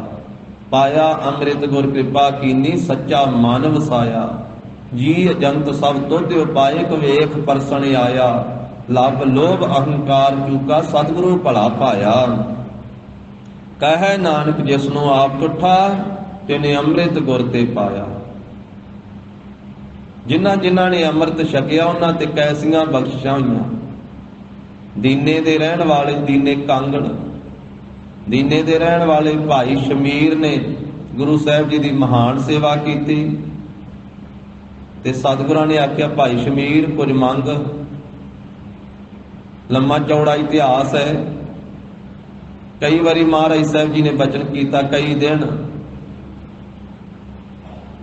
ਫਿਰ ਇੱਕ ਵਾਰੀ ਉਹਨੇ ਬੇਨਤੀ ਕੀਤੀ, ਮਹਾਰਾਜ 84 ਲੱਖ ਜੂਨਾਂ ਦਾ ਗੇੜਾ ਹੀ ਕੱਟ ਦਿਓ। ਸਤਿਗੁਰੂ ਕਹਿੰਦੇ ਫਿਰ ਤਾਂ ਖੰਡੇ ਬਾਟੇ ਦਾ ਅੰਮ੍ਰਿਤ ਛਕਣਾ ਪਵੇਗਾ। ਖੰਡੇ ਬਾਟੇ ਦਾ ਅੰਮ੍ਰਿਤ ਛਕ ਫਿਰ 84 ਲੱਖ ਜੂਨਾਂ 'ਚ ਨਹੀਂ ਪਾਵੇਗਾ। ਬਚਨ ਮੰਨ ਕੇ ਅੰਮ੍ਰਿਤ ਛਕਿਆ ਖੰਡੇ ਬਾਟੇ ਦਾ ਭਾਈ ਸ਼ਮੀਰ ਨੇ। ਰਾਤ ਸੁੱਤਾ, ਵਾਰ-ਵਾਰ ਸੁਪਨੇ ਆਏ। ਕਦੀ ਕਿਸੇ ਜੂਨ ਦੇ ਵਿੱਚ ਜੰਮਿਆ, ਫਿਰ ਮਰਿਆ, ਕਿਸੇ ਜੂਨ 'ਚ ਪੈ ਗਿਆ। ਕਈ ਜੂਨਾਂ ਭੁਗਤੀਆਂ ਰਾਤ-ਰਾਤ। ਦਿਨੇ ਜਦੋਂ ਇਸ਼ਨਾਨ ਕਰਕੇ ਮਹਾਰਾਜ ਸਾਹਿਬ ਜੀ ਦੇ ਦਰਸ਼ਨ ਕਰਨ ਵਾਸਤੇ ਆਇਆ, ਬੇਨਤੀ ਕੀਤੀ। ਮਹਾਰਾਜ ਸਾਰੀ ਰਾਤ ਹੀ ਜੰਮਦਾ ਮਰਦਾ ਰਿਹਾ। ਸੁਪਨੇ ਹੀ ਆਉਂਦੇ ਰਹੇ। ਰਾਤ 150 ਜੂਨਾਂ ਭੁਗਤੀ। ਸਤਿਗੁਰੂ ਕਹਿਣ ਲੱਗੇ, ਕਲਗੀਧਰ ਪਾਤਸ਼ਾਹ ਧੰਨ ਸ੍ਰੀ ਗੁਰੂ ਗੋਬਿੰਦ ਸਿੰਘ ਜੀ ਮਹਾਰਾਜ ਵੀ ਭਾਈ ਸ਼ਮੀਰ ਸਿੰਘਾ, ਤੇਰੇ ਤੇ ਧੰਨ ਗੁਰੂ ਨਾਨਕ ਸਾਹਿਬ ਜੀ ਦੀ ਕਿਰਪਾ ਹੋਈ ਹੈ। ਤੂੰ ਗੁਰੂ ਕਾ ਖੰਡੇ ਬਾਟੇ ਦਾ ਅੰਮ੍ਰਿਤ ਛਕਿਆ। ਤੂੰ ਇਹ ਜੂਨਾਂ 84 ਲੱਖ ਜੂਨਾਂ ਦੇ ਵਿੱਚੋਂ ਇਹ ਜੂਨਾਂ ਪ੍ਰਤੱਖ ਭੋਗਣੀਆਂ ਸੀ। ਤੂੰ ਗੁਰੂ ਕਾ ਇਹ ਅੰਮ੍ਰਿਤ ਛਕਿਆ ਤੇ ਤੇਰੀਆਂ ਸੁਪਨੇ 'ਚ ਹੀ ਕੱਟ ਦਿੱਤੀ 84। ਸੁਪਨੇ ਵਿੱਚ ਹੀ ਭੁਗਤਾ ਦਿੱਤੀਆਂ। ਭਾਈ ਭਗਤੂ ਜੀ ਦੀ ਬੰਸ ਵਿੱਚੋਂ ਭਾਈ ਦਿਆਲ ਦਾਸ ਜੀ ਮਹਾਰਾਜ ਸਾਹਿਬ ਜੀ ਦੇ ਪਾਸ ਆਇਆ ਸੀ। ਸਾਬੋ ਕੀ ਤਲਵੰਡੀ। ਸਤਿਗੁਰਾਂ ਨੇ ਕਿਹਾ ਵੀ ਅੰਮ੍ਰਿਤ ਛਕ ਦਿਆਲ ਦਾਸ। ਮੰਨਿਆ ਨਾ। ਕਹਿਣ ਲੱਗਾ ਮਹਾਰਾਜ ਵੀ ਅਸੀਂ ਤਾਂ ਚੌਥੇ ਪਾਤਸ਼ਾਹ ਤੋਂ ਲੈ ਕੇ ਪੀੜ੍ਹੀ ਦਰ ਪੀੜ੍ਹੀ ਗੁਰੂ ਘਰ ਦੇ ਸਿੱਖ ਹਾਂ, ਮੈਨੂੰ ਅੰਮ੍ਰਿਤ ਛਕਣ ਦੀ ਕੀ ਲੋੜ ਹੈ। ਸਤਿਗੁਰੂ ਗਰੀਬ ਨਵਾਜ ਸਾਹਿਬ ਜੀ ਨੇ ਉਸ ਤੋਂ ਬਾਅਦ ਆਉਂਦਾ ਰਿਹਾ, ਬੁਲਾਇਆ ਹੀ ਨਹੀਂ ਉਹਨੂੰ। ਭਾਈ ਕੇ ਚੱਕ ਪਿੰਡ ਮਹਾਰਾਜ ਸਾਹਿਬ ਜੀ ਗਏ ਸੀ ਭਾਈ ਰਾਮ ਸਿੰਘ ਦੇ ਘਰ ਵਿੱਚ, ਉਹ ਵੀ ਭਾਈ ਭਗਤੂ ਦੀ ਬੰਸ ਵਿੱਚੋਂ ਹੀ। ਫਿਰ ਉੱਥੋਂ ਮਹਾਰਾਜ ਸਾਹਿਬ ਜੀ ਆਉਂਦਿਆਂ ਹੋਏ ਆ ਇਹ ਦਿਆਲ ਦਾਸ ਦੇ ਪਿੰਡ ਥਾਣੀ ਲੰਘਣਾ ਸੀ, ਭੁੱਚੋ ਪਿੰਡ ਥਾਣੀ। ਤਾਂ ਇਸ ਨੇ ਲੰਗਰ ਤਿਆਰ ਕੀਤਾ ਗੁਰੂ ਸਾਹਿਬ ਜੀ ਦੇ ਸਾਰੀ ਫੌਜ ਵਾਸਤੇ। ਬੇਨਤੀ ਕੀਤੀ ਮਹਾਰਾਜ ਇੱਥੇ ਪੜਾ ਕਰੋ, ਨਾਲੇ ਪ੍ਰਸ਼ਾਦਾ ਪਾਣੀ ਆਪ ਜੀ ਵੀ ਛਕੋ ਤੇ ਸਾਰੇ ਸਿੰਘਾਂ ਨੂੰ ਛਕਾਓ। ਮੈਂ ਲੰਗਰ ਦੀ ਸੇਵਾ ਕੀਤੀ ਹੈ, ਕੜਾਹ ਪ੍ਰਸ਼ਾਦੀਆਂ ਦੇਗਾਂ ਵੀ ਤਿਆਰ ਕੀਤੀਆਂ, ਲੰਗਰ ਵੀ ਤਿਆਰ ਕੀਤਾ ਹੈ, ਪ੍ਰਸ਼ਾਦੇ ਪਕਾਏ, ਦਾਲ ਭਾਜੀ ਵੀ ਤਿਆਰ ਕੀਤੀ ਹੈ। ਸਤਿਗੁਰੂ ਕਹਿੰਦੇ ਤੇਰਾ ਲੰਗਰ ਨਹੀਂ ਛਕਣਾ, ਤੂੰ ਬਚਨ ਬੰਨ ਕੇ ਤੇ ਖੰਡੇ ਬਾਟੇ ਦਾ ਅੰਮ੍ਰਿਤ ਨਹੀਂ ਛਕਿਆ, ਤੂੰ ਨਗੁਰਾ ਹੈ, ਇਸ ਕਰਕੇ ਤੇਰਾ ਲੰਗਰ ਹੀ ਨਹੀਂ ਪ੍ਰਵਾਨ ਕੀਤਾ ਜਾ ਸਕਦਾ। ਮਹਾਰਾਜ ਅੱਗੇ ਚੱਲ ਪਏ, ਬਠਿੰਡੇ ਵੱਲ ਨੂੰ ਗਏ। ਬਠਿੰਡੇ ਕਿਲੇ ਵਿੱਚ ਗਏ ਜਦੋਂ ਗੁਰੂ ਗੋਬਿੰਦ ਸਿੰਘ ਜੀ ਮਹਾਰਾਜ। ਭਾਈ ਰਾਮ ਸਿੰਘ ਨੇ ਆਖਿਆ ਵੀ ਤੁਸੀਂ ਦਿਆਲ ਦਾਸ ਨੂੰ ਕਿਹਾ ਕਿ ਗੱਡੇ ਤੇ ਲੱਦ ਲਓ ਸਾਰਾ ਲੰਗਰ। ਉਹ ਦੇਗਾਂ ਸਾਰੀਆਂ ਉਸੇ ਤਰ੍ਹਾਂ ਗੱਡੇ ਤੇ ਲੱਦ ਲਈਆਂ, ਮਗਰ ਲੈ ਗਏ। ਫਿਰ ਜਿਸ ਵੇਲੇ ਸਤਿਗੁਰੂ ਜੀ ਦਾ ਬਚਨ ਮੰਨ ਕੇ ਅੰਮ੍ਰਿਤ ਛਕਿਆ ਤੇ ਫਿਰ ਮਹਾਰਾਜ ਸਾਹਿਬ ਜੀ ਨੇ ਅਰਦਾਸ ਕਰਵਾ ਕੇ ਉਹ ਬਹਿਆ ਲੰਗਰ ਜਿਹੜਾ ਸੀ ਨਾ, ਅਰਦਾਸ ਕਰਵਾ ਕੇ ਉਹੀ ਵਰਤਾਇਆ ਸਾਧ ਸੰਗਤ। ਤੇ ਉਹ ਇਸ ਤਰ੍ਹਾਂ ਤਾਜ਼ਾ ਬਣ ਗਿਆ ਸੀ। ਅਰਦਾਸ ਤੋਂ ਬਾਅਦ ਗੁਰੂ ਕੀ ਕਲਾ ਵਰਤੀ, ਜਿਵੇਂ ਹੁਣੇ ਹੀ ਪ੍ਰਸ਼ਾਦੇ ਲੋਹ ਤੋਂ ਲੱਥੇ ਹੋਣ, ਜਿਵੇਂ ਹੁਣੇ ਹੀ ਦਾਲ ਭਾਜੀ ਤਿਆਰ ਕੀਤੀ ਹੋਵੇ, ਅੰਮ੍ਰਿਤ ਛਕ ਕੇ ਨਿਹਾਲ ਹੋਏ। ਤਾਂ ਸਤਿਗੁਰੂ ਗਰੀਬ ਨਵਾਜ ਸਾਹਿਬ ਜੀ ਕਹਿੰਦੇ ਰੋਸ ਨਾ ਕੀਜੈ ਅੰਮ੍ਰਿਤ ਪੀਜੈ। ਐਵੇਂ ਭਾਈ ਰੋਸ ਨਾ ਕਰੋ, ਗੁਰੂ ਕਾ ਨਾਮ ਦਾ ਬਾਣੀ ਦਾ ਅੰਮ੍ਰਿਤ ਪੀਓ, ਪ੍ਰਤੱਖ ਖੰਡੇ ਬਾਟੇ ਦਾ ਅੰਮ੍ਰਿਤ ਛਕੋ। ਇਹ ਮਰਿਆਦਾ ਬਣਾ ਦਿੱਤੀ ਗੁਰੂ ਕਲਗੀਧਰ ਪਾਤਸ਼ਾਹ ਨੇ। ਪ੍ਰਥਮ ਰਹਿਤ ਜਹ ਜਾਨ ਖੰਡੇ ਕੀ ਪਾਹੁਲ ਛਕੇ, ਸੋਈ ਸਿੰਘ ਪ੍ਰਧਾਨ ਅਵਰ ਪਾਹੁਲ ਜੋ ਨਾ ਲਏ। ਰੋਸ ਨਾ ਕਾਹੂ ਸੰਗ ਕਰਹੋ, ਆਪਣੇ ਆਪ ਵਿਚਾਰ ਹੋਏ ਨਿਮਾਨਾ ਜਗ ਰਹੋ, ਨਾਨਕ ਨਦਰੀ ਪਾਰ। ਮਾਰੇ ਕਹਿੰਦੇ ਕਿਸੇ ਨਾਲ ਵੀ ਰੋਸ ਨਾ ਕਰੋ, ਆਪਣੇ ਆਪੇ ਦੀ ਵਿਚਾਰ ਕਰੋ ਤੇ ਨਿਮਾਣਾ ਬਣ ਕੇ ਸੰਸਾਰ ਵਿੱਚ ਰਹੋ, ਤੇ ਵਾਹਿਗੁਰੂ ਦੀ ਨਜ਼ਰ ਹੋਵੇਗੀ ਤੇ ਸੰਸਾਰ ਸਮੁੰਦਰ ਤੋਂ ਪਾਰ ਹੋ ਜਾਓਗੇ। ਮਾਣ ਹੁੰਦੇ ਹੋਏ ਨਿਮਾਣਾ, ਮਾਣ ਵੀ ਹੋਵੇ ਤੇ ਫਿਰ ਵੀ ਨਿਮਾਣਾ ਬਣ ਕੇ ਰਵੇ। ਮਾਣ ਹੁੰਦੇ ਹੋਏ ਨਿਮਾਣਾ, ਤਾਣ ਹੁੰਦੇ ਹੋਏ ਨਿਤਾਣਾ, ਤਾਣ ਵੀ ਹੋਵੇ ਤੇ ਫਿਰ ਵੀ ਨਿਤਾਣਾ ਬਣ ਕੇ ਰਵੇ, ਨਿਮਰਤਾ ਵਿੱਚ ਰਵੇ।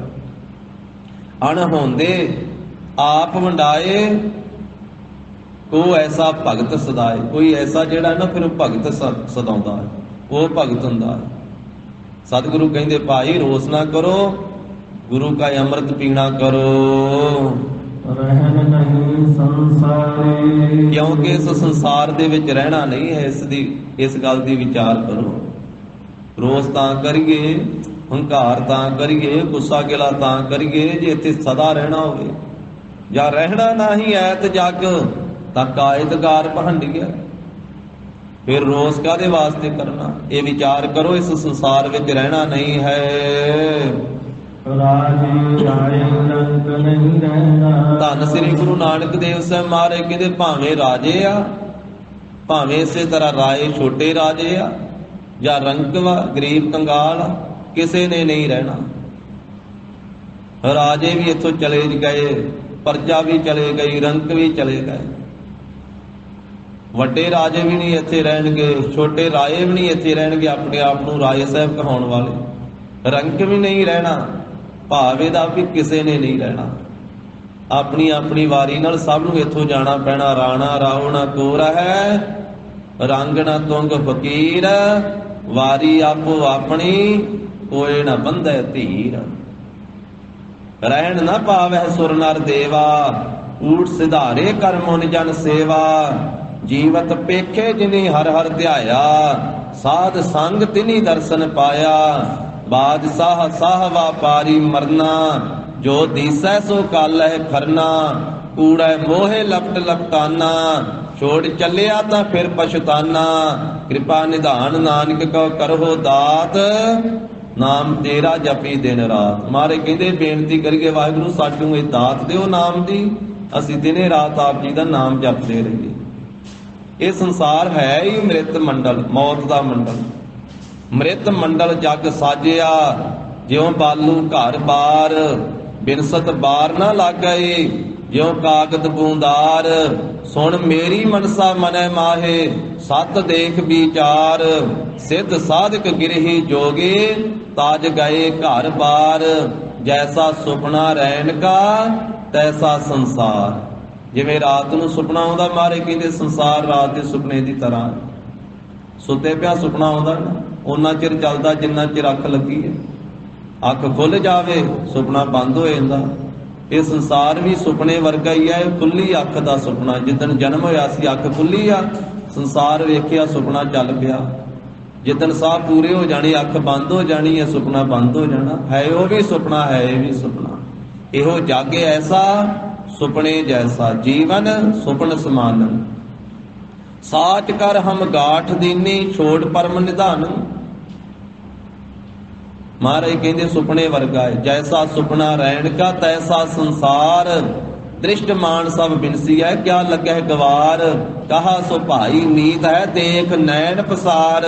ਇੱਕ ਚਾਲੇ ਇੱਕ ਚਾਲਸ ਹੈ, ਸਭ ਆਪਣੀ ਵਾਰ। ਜਿਨ ਪੂਰਾ ਸਤਿਗੁਰ ਸੇਵਿਆ, ਸੇ ਅਸਥਿਰ ਹਰ ਦੁਆਰ। ਜਨ ਨਾਨਕ ਹਰਿ ਕਾ ਦਾਸ ਹੈ, ਰਾਖ ਪੈਜ ਮੁਰਾਰ। ਰਾਜੇ ਰਾਏ ਰੰਕ ਨਹੀਂ ਰਹਿਣਾ। ਮਹਾਰਾਜ ਕਹਿੰਦੇ ਵੱਡੇ ਛੋਟੇ ਰਾਜਿਆਂ ਨੇ, ਰਾਏ ਕਹਾਉਣ ਵਾਲਿਆਂ ਨੇ, ਰੰਕਾਂ ਨੇ ਵੀ ਨਹੀਂ ਰਹਿਣਾ, ਭਾਵ ਕਿਸੇ ਨੇ ਵੀ ਨਹੀਂ ਰਹਿਣਾ। ਐਸੋ ਇਹੋ ਸੰਸਾਰ ਵੇਖਣਾ, ਭਗਤ ਕਬੀਰ ਸਾਹਿਬ ਜੀ ਕਹਿੰਦੇ। ਇਹ ਤਾਂ ਇਹੋ ਜਿਹਾ ਸੰਸਾਰ ਵੇਖਣ ਵਾਲਾ ਤਮਾਸ਼ਾ ਹੈ। ਐਸੋ ਇਹੋ ਸੰਸਾਰ ਵੇਖਣਾ, ਰਹਿਣ ਨਾ ਕੋ ਪਈ ਹੈ ਰੇ। ਸੂਧੇ ਸੂਧੇ ਰੇਗ ਚਲਹੁ ਤੁਮ, ਨ ਤਾਰਕ ਧੱਕਾ ਦਿਵਈ ਹੈ ਰੇ। ਬਾਰੇ ਬੂਢੇ ਤਰਨੇ ਭਈਆ, ਸਭ ਹੂ ਜੰਮ ਲੈ ਜਈ ਹੈ ਰੇ। ਭਾਵੇਂ ਕੋਈ ਬਚਪਨ ਵਿੱਚ, ਜਵਾਨੀ ਵਿੱਚ, ਬਿਰਧ ਅਵਸਥਾ ਸਾਰਿਆਂ ਨੂੰ ਲਈ ਜਾਂਦਾ। ਬਾਰੇ ਬੂਢੇ ਤਰਨੇ ਭਈਆ, ਸਭ ਹੂ ਜੰਮ ਲੈ ਜਈ ਹੈ ਰੇ। ਮਾਨਸ ਬੱਪਰਾ ਮੂਸਾ ਕੀਨੋ, ਮੀਚ ਬਿਲਈਆ ਖਾਈ ਹੈ ਰੇ। ਕਹਿੰਦੇ ਮਨੁੱਖ ਵਿਚਾਰਾ ਤੇ ਚੂਹੇ ਵਰਗਾ, ਮੌਤ ਰੂਪੀ ਬਿੱਲੀ ਨੇ ਇਹਨੂੰ ਖਾ ਹੀ ਜਾਣਾ। ਮੀਚ ਬਿਲਈਆ ਖਾਈ ਹੈ ਰੇ। ਧਨਵੰਤਾ ਅਰ ਨਿਰਧਨ ਮਨਈ, ਤਾਕੀ ਕਛੂ ਨਾ ਕਾਨੀ ਰੇ। ਰਾਜਾ ਪਰਜਾ ਸਮ ਕਰ ਮਾਰੇ, ਐਸੋ ਕਾਲ ਵਡਾਨੀ ਰੇ। ਰਾਜੇ ਨੂੰ ਤੇ ਪਰਜਾ ਨੂੰ ਬਰਾਬਰ ਮਾਰਦਾ, ਐਸਾ ਬਲ ਵਾਲਾ ਕਾਲ ਹੈ। ਹਰ ਕੇ ਸੇਵਕ ਜੋ ਹਰ ਭਾਏ, ਤਿਨ ਕੀ ਕਥਾ ਨਿਰਾਰੀ ਰੇ। ਆਵਹਿ ਨਾ ਜਾਹੇ ਨਾ ਕਬਹੂ, ਮਰਤੇ ਪਾਰ ਬ੍ਰਹਮ ਸੰਗਾਰੀ ਰੇ। ਗਰੀਬ ਨਵਾਜ ਕਹਿੰਦੇ ਰਾਜੇ ਰਾਏ ਰੰਕ ਨਹੀਂ ਰਹਿਣਾ। ਭਾਵੇਂ ਕੋਈ ਰਾਜਾ ਹੈ, ਕੋਈ ਰਾਣਾ ਹੈ, ਕੋਈ ਰੰਕ ਗਰੀਬ ਹੈ, ਕਿਸੇ ਨੇ ਭਾਈ ਇਸ ਸੰਸਾਰ ਵਿੱਚ ਰਹਿਣਾ ਨਹੀਂ ਹੈ। ਆਏ ਜਾਏ ਦੁਖ ਚਾਰੇ, ਚੌਹਾਂ ਯੁੱਗਾਂ ਦੇ ਵਿੱਚ ਹੀ ਜੀਵ ਜਨਮ ਲੈ ਕੇ ਆਉਂਦੇ ਰਹੇ ਆ, ਮਰ ਕੇ ਜਾਂਦੇ ਰਹੇ ਆ। ਚੌਹਾਂ ਯੁੱਗਾਂ ਵਿੱਚ ਹੀ ਜੀਵ ਆਉਂਦੇ ਜਾਂਦੇ ਰਹੇ ਆ, ਜੰਮਦੇ ਮਰਦੇ ਰਹੇ। ਭਾਵ ਇਸੇ ਤਰ੍ਹਾਂ ਇਹ ਸਿਲਸਿਲਾ ਚੱਲੀ ਜਾਂਦਾ ਹੈ। ਰਹਿਣ ਕਹਿਣ ਤੇ ਰਾਏ ਨਾ ਕੋਈ। ਜੇ ਭਾਈ ਕੋਈ ਇਹ ਗੱਲ ਆਖੇ ਵੀ ਮੈਂ ਤਾਂ ਨਹੀਂ ਜਾਣਾ ਸੰਸਾਰ ਤੋਂ, ਮੈਂ ਤਾਂ ਰਹਿਣਾ ਹੈ। ਕਈਆਂ ਨੇ ਆਖਿਆ ਵੀ ਅਸੀਂ ਨਹੀਂ ਜਾਣਾ ਇੱਥੋਂ। ਰਾਵਣ ਵਰਗਿਆਂ ਨੇ, ਹਰਨਾਕਸ਼ ਵਰਗਿਆਂ ਨੇ, ਰਾਵਣ ਸੇ ਮਹਾਰਾਵਣ ਸੇ ਘਟਕਨ ਹੋ ਸੇ ਪਲ बीच पिशारे, भारत नादि कंपन से जग जंग जुरे जिन से जामा हारे। ਉਹਨਾਂ ਨੂੰ ਵੀ ਇੱਥੋਂ ਜਾਣਾ ਪਿਆ, ਜਿਹੜੇ ਕਹਿੰਦੇ ਸੀ ਵੀ ਅਸੀਂ ਨਹੀਂ, ਮੈਂ ਨਾ ਮਰੋ ਮਰਬੋ ਸੰਸਾਰਾ, ਸੰਸਾਰ ਮਰੇਗਾ ਮੈਂ ਨਹੀਂ ਮਰਨਾ। ਰਹਿਣ ਕਹਿਣ ਤੇ, ਰਹਿਣਾ ਕਹਿਣ ਦੇ ਨਾਲ ਮਾਰੇ ਕਹਿੰਦੇ ਕੋਈ ਇੱਥੇ ਰਹਿ ਨਹੀਂ ਸਕਦਾ। ਇਹ ਨਹੀਂ ਵੀ ਕੋਈ ਆਖੇ ਵੀ ਮੈਂ ਨਹੀਂ ਇੱਥੋਂ ਜਾਣਾ, ਮੈਂ ਤਾਂ ਰਹਿਣਾ ਵਾ, ਤੇ ਇੰਨੀ ਗੱਲ ਕਹਿਣ ਦੇ ਨਾਲ ਕੋਈ ਇੱਥੇ ਰਹਿ ਨਹੀਂ ਸਕਦਾ ਹੈ। ਇਸ ਪਹਿ ਕਰੋ ਬੇਨੰਤੀ, ਇਸ ਕਰਕੇ ਕਿਹਦੇ ਪਾਸ ਬੇਨਤੀ ਕਰਨਾ ਕਰੀਏ, ਕਿਸ ਨੂੰ ਕਹੀਏ। ਮਹਾਰਾਜ ਸਾਹਿਬ ਜੀ ਕਹਿੰਦੇ ਹਨ ਵੀ ਇਹ ਕੋਈ ਵੀ ਟਲਦਾ ਨਹੀਂਗਾ, ਸਾਰੀ ਇਹ ਗੱਲ ਕਹਿੰਦੇ ਆ ਵੀ ਅਸੀਂ ਇੱਥੇ ਰਹਿਣਾ ਹੈ। ਪਰ ਕਿਸੇ ਦੇ ਪਾਸ ਬੇਨਤੀ ਕਰੀਏ ਕਿ ਭਾਈ ਇੱਥੇ ਰਹਿਣਾ ਨਹੀਂ ਹੈ, ਇੱਥੇ ਪੱਕਾ ਡੇਰਾ ਨਹੀਂ, ਡੱਡਾ ਡੇਰਾ ਇਹੋ ਨਹੀਂ। ਜਹ ਡੇਰਾ ਤਹ ਜਾਨ, ਉਹ ਡੇਰਾ ਕਾ ਸੰਜਮੋ, ਗੁਰ ਕੈ ਸ਼ਬਦ ਪਛਾਨ। ਗੁਰੂ ਕੇ ਸ਼ਬਦ ਨਾਲ ਜੋੜ, ਫਿਰ ਪਤਾ ਲੱਗੇਗਾ ਕਿ ਇੱਥੇ ਤਾਂ ਮੁਸਾਫਰਾਂ ਦੀ ਤਰ੍ਹਾਂ ਹੀ ਆਏ ਆ। ਅਲਾਣੀਆਂ ਦੇ ਪਾਠ ਵਿੱਚ ਧੰਨ ਗੁਰੂ ਨਾਨਕ ਸਾਹਿਬ ਮਹਾਰਾਜ ਜੀ ਨੇ ਫਰਮਾਇਆ ਨਾ, ਮਹਾਰਾਜ ਕਹਿੰਦੇ ਮੇਰੇ ਭਰਾਓ ਸਾਹਿਬ ਦਾ ਸਿਮਰਨ ਕਰੋ, ਇੱਥੇ ਰਹਿਣਾ ਨਹੀਂ, ਇੱਥੋਂ ਚਲੇ ਜਾਣਾ, ਜ਼ਰੂਰ ਜਾਣਾ ਇੱਥੋਂ। ਸਾਹਿਬ ਸਿਮਰਹੁ ਮੇਰੇ ਭਾਈ ਹੋ, ਸਭਨਾ ਇਹੋ ਪਿਆਣਾ, ਇੱਥੇ ਧੰਦਾ ਕੂੜਾ ਚਾਰ ਦਿਹਾ, ਆਗੇ ਸਰ ਪਰ ਜਾਣਾ, ਆਗੇ ਸਰ ਪਰ ਜਾਣਾ ਜਿਉ ਮਹਿਮਾਨਾ। ਅੱਗੇ ਤਾਂ ਜ਼ਰੂਰ ਜਾਣਾ, ਇੱਥੇ ਤਾਂ ਪ੍ਰਾਹੁਣਿਆਂ ਦੀ ਤਰ੍ਹਾਂ ਹੀ ਆ 4 ਦਿਨ। ਆਗੇ ਸਰ ਪਰ ਜਾਣਾ ਜਿਉ ਮਹਿਮਾਨਾ, ਕਾਹੇ ਕਾਰਬ ਕੀਜੈ, ਜਿਤ ਸੇਵਿਆ ਦਰਗਹਿ ਸੁਖ ਪਾਈਐ, ਨਾਮ ਤਿਸੈ ਕਾ ਲੀਜੈ। ਆਗੇ ਹੁਕਮ ਨਾ ਚੱਲੈ, ਮੂਲੇ ਸਿਰ ਸਿਰ ਕਿਆ ਵਿਹਾਣਾ, ਸਾਹਿਬ ਸਿਮਰਿਓ ਮੇਰੇ ਭਾਈ ਹੋ, ਸਭਨਾ ਇਹੋ ਪਿਆਣਾ। ਮੇਰੇ ਭਰਾਓ ਮਾਲਕ ਦਾ ਸਿਮਰਨ ਕਰਿਆ ਕਰੋ, ਇੱਥੋਂ ਸਾਰਿਆਂ ਨੇ ਚਲੇ ਜਾਣਾ। ਜਿਵੇਂ ਗੁੱਜਰ ਆਉਂਦੇ ਆ ਨਾ ਮੱਝਾਂ ਚਾਰਨ ਵਾਸਤੇ ਦਰਿਆਵਾਂ ਦੇ ਕੰਢਿਆਂ ਤੇ ਚਰਾਂਦ ਵਾਲੀ ਥਾਂ ਤੇ, ਉਹਨਾਂ ਨੂੰ ਮੋਹਲਤ ਦਿੰਦੇ ਜ਼ਿਮੀਂਦਾਰ, ਉਹ ਪੈਸੇ ਦੇ ਕੇ ਉਹ ਚਰਾਂਦ ਖਰੀਦਦੇ ਆ ਤੇ ਮੋਹਲਤ ਦਿੱਤੀ ਜਾਂਦੀ ਵੀ ਤੁਸੀਂ ਇੱਥੇ ਮਹੀਨਾ ਠਹਿਰ ਸਕਦੇ ਹੋ, 2 ਮਹੀਨੇ ਠਹਿਰ ਸਕਦੇ ਹੋ, ਜਾਂ 3 ਮਹੀਨੇ, ਜਿੰਨੀ ਉਹ ਦਿੰਦੇ ਮੋਹਲਤ ਉਹਨਾਂ ਚਿਰ। ਜਦੋਂ ਮੋਹਲਤ ਪੂਰੀ ਹੋ ਜਾਂਦੀ ਫਿਰ ਉਹਨਾਂ ਨੂੰ ਜਾਣਾ ਪੈਂਦਾ ਉੱਥੇ। ਮਹਾਰਾਜ ਪੰਜਵੇਂ ਪਾਤਸ਼ਾਹ ਨੇ ਆਖਿਆ ਇਸੇ ਤਰ੍ਹਾਂ ਹੀ ਗਵਾਲਿਆਂ ਦੀ ਤਰ੍ਹਾਂ, ਜਿਵੇਂ ਪਸ਼ੂ ਚਾਰਨ ਵਾਸਤੇ ਆਉਂਦੇ ਚਰਾਂਦ ਵਾਲੀ ਥਾਂ ਤੇ, ਇਹ ਜੀਵ ਤੂੰ ਸੰਸਾਰ ਵਿੱਚ ਇਸ ਤਰ੍ਹਾਂ ਆ, ਤੇਰੀ ਮੋਹਲਤ ਪੂਰੀ ਹੋ ਗਈ, ਤੈਨੂੰ ਵੀ ਇੱਥੋਂ ਜਾਣਾ ਪੈਣਾ। ਗੋਇਲ ਆਇਆ ਗੋਇਲੇ, ਕਿਆ ਤਿਸ ਡੰਫ ਪਸਾਰ, ਮੋਹਲਤ ਪੁੰਨੀ ਚੱਲਣਾ, ਤੂੰ ਸੰਮਲ ਘਰ ਬਾਰ, ਹਰ ਗੁਣ ਗਾਓ ਮਨਾ। ਇਸ ਕਰਕੇ ਮਨਾ ਵਾਹਿਗੁਰੂ ਦੇ ਗੁਣ ਗਾਇਆ ਕਰ, ਹਰ ਗੁਣ ਗਾਓ ਮਨਾ, ਸਤਿਗੁਰ ਸੇਵ ਪਿਆਰ, ਕਿਆ ਥੋੜੜੀ ਬਾਤ ਗੁਮਾਨ। ਆ ਥੋੜੀ ਜੀ ਗੱਲ ਦਾ ਕੀ ਗੁਮਾਨ ਚੁੱਕੀ ਫਿਰਦਾ, ਕੋਈ ਬਹੁਤੀ ਲੰਮੀ ਚੌੜੀ ਗੱਲ ਨਹੀਂ ਹੈ। ਹਮ ਆਦਮੀ ਹਾਂ ਇੱਕਦਮੀ, ਮੋਹਲਤ ਮੋਹਤ ਨਾ ਜਾਣਾ, ਨਾਨਕ ਬਿਨਵੈ ਤਿਸੈ ਸਰੇਵਹੁ, ਜਾ ਕੇ ਜੀ ਪੁਰਾਣਾ। ਕਿਆ ਥੋੜੜੀ ਬਾਤ ਗੁਮਾਨ, ਜੈਸੇ ਰਹਿਣ ਪ੍ਰਾਹੁਣੇ, ਉੱਠ ਚਲ ਸਹਿ ਪ੍ਰਭਾਤ, ਕਿਆ ਤੂੰ ਰੱਤਾ ਗਿਰਸਤ ਸਿਓ, ਸਭ ਫੁੱਲਾਂ ਕੀ ਬਾਗਾਤ। ਮੇਰੀ ਮੇਰੀ ਕਿਆ ਕਰਹਿ, ਜਿਨ ਦੀਆ ਸੋ ਪ੍ਰਭ ਲੋੜ, ਸਰ ਪਰ ਉੱਠੀ ਚੱਲਣਾ, ਛੱਡ 84 ਲੱਖ ਕਰੋੜ। 184 ਭ੍ਰਮਤਿਆਂ ਦੁਲਭ ਜਨਮ ਪਾਇਓਏ, ਨਾਨਕ ਨਾਮ ਸਮਾਲ ਤੂੰ 100 ਦਿਨ ਨੇੜਾ ਆਇਓ। ਉਹ ਦਿਨ ਤਾਂ ਨੇੜੇ ਆਉਂਦਾ ਜਾਂਦਾ ਏ, ਦਿਨ ਤੇ ਪਹਿਰ ਪਹਿਰ ਤੇ ਘਰੀਆਂ, ਆਪ ਘਟੈ ਤਨ ਸੀਜੈ, ਕਾਲ ਅਹੇਰੀ ਫਿਰੈ ਬਦਕ ਜਿਉ, ਕਹੋ ਕਵਨ ਬਿਦ ਕੀਜੈ। ਏਕ ਸ਼ਬਦ ਰਾਮ ਨਾਮ ਨਿਰੋਧਰ। ਗਰੀਬ ਨਵਾਜ ਕਹਿੰਦੇ ਇੱਕ ਗੁਰੂ ਦਾ ਸ਼ਬਦ, ਜੋ ਰਾਮ ਹੈ ਨਾ, ਰਮਿਆ ਹੋਇਆ ਪਰਮੇਸ਼ਵਰ ਦਾ ਨਾਮ, ਨਿਰੋਧਰ, ਨਿਰਾ ਉਧਾਰ ਕਰਨ ਵਾਲਾ। ਇੱਕ ਵਾਹਿਗੁਰੂ ਜੀ ਦਾ ਨਾਮ ਹੀ ਨਿਰਾ ਕੱਲਾ ਉਧਾਰ ਕਰਨ ਵਾਲਾ। ਤੇ ਉਹ ਨਾਮ ਹਿਰਦੇ ਵਿੱਚ ਕਦੋਂ ਵਸਦਾ ਹੈ, ਜਿਸ ਵੇਲੇ ਗੁਰੂ ਦਾ ਸ਼ਬਦ ਪ੍ਰਾਪਤ ਹੁੰਦਾ ਹੈ, ਗੁਰੂ ਦਾ ਉਪਦੇਸ਼ ਪ੍ਰਾਪਤ ਹੁੰਦਾ ਹੈ। ਗੁਰੂ ਕੇ ਸ਼ਬਦ ਦੇ ਰਾਹੀਂ ਰਮੇ ਹੋਏ ਰਮੰਤੀ ਰਾਮੇ, ਪਰਮੇਸ਼ਰ ਦੇ ਨਾਮ ਦੇ ਨਾਲ ਹੀ ਜੀਵ ਜੁੜਦਾ ਹੈ। ਜਿਸ ਵਾਹਿਗੁਰੂ ਜੀ ਦਾ ਨਾਮ ਇਹ ਜੀਵ ਦੇ ਮਨ ਨੂੰ ਔਰ ਇੰਦਰੀਆਂ ਨੂੰ ਰੋਕਣ ਵਾਲਾ ਹੈ, ਤੇ ਇਸ ਦੇ ਜੀਵ ਦੇ ਤਾਈ ਉਹ ਨਿਰਾ ਕੱਲਾ ਨਾਮ ਹੀ ਪਰਮੇਸ਼ਰ ਦਾ ਉਧਾਰ ਕਰਨ ਵਾਲਾ ਹੈ। ਗੁਰਦੇਵੈ ਪਤ ਮਤੀ, ਗੁਰਦੇਵੈ ਪਤ ਮਤੀ। ਜਿਸ ਵੇਲੇ ਗੁਰੂ ਸਾਹਿਬ ਜੀ ਆਪਣੀ ਮੱਤ ਦਿੰਦੇ ਆ ਨਾ, ਫਿਰ ਇਹ ਜੀਵ ਦੀ ਪੱਤ ਬਣਦੀ ਹੈ। ਫਿਰ ਗੁਰੂ ਸਾਹਿਬ ਜੀ ਜਿਸ ਵੇਲੇ ਆਪਣੀ ਗੁਰਮਤ ਦੀ ਦਾਤ ਬਖਸ਼ਿਸ਼ ਦਿੰਦੇ ਆ ਨਾ, ਬਖਸ਼ਿਸ਼ ਕਰਦੇ ਆ, ਆਪਣੀ ਮੱਤ ਦਿੰਦੇ, ਆਪਣੀ ਸਿੱਖਿਆ ਦਿੰਦੇ, ਆਪਣਾ ਉਪਦੇਸ਼ ਦਿੰਦੇ ਆ, ਤੇ ਫਿਰ ਪਰਮਾਤਮਾ ਪਤੀ ਦੀ ਇਸ ਨੂੰ ਪ੍ਰਾਪਤੀ ਹੁੰਦੀ ਹੈ। ਇਹ ਪਤ ਮਤ ਦੀ ਦਾਤ ਗੁਰੂ ਸਾਹਿਬ ਜੀ ਆਪ ਹੀ ਬਖਸ਼ਿਸ਼ ਕਰਦੇ ਆ।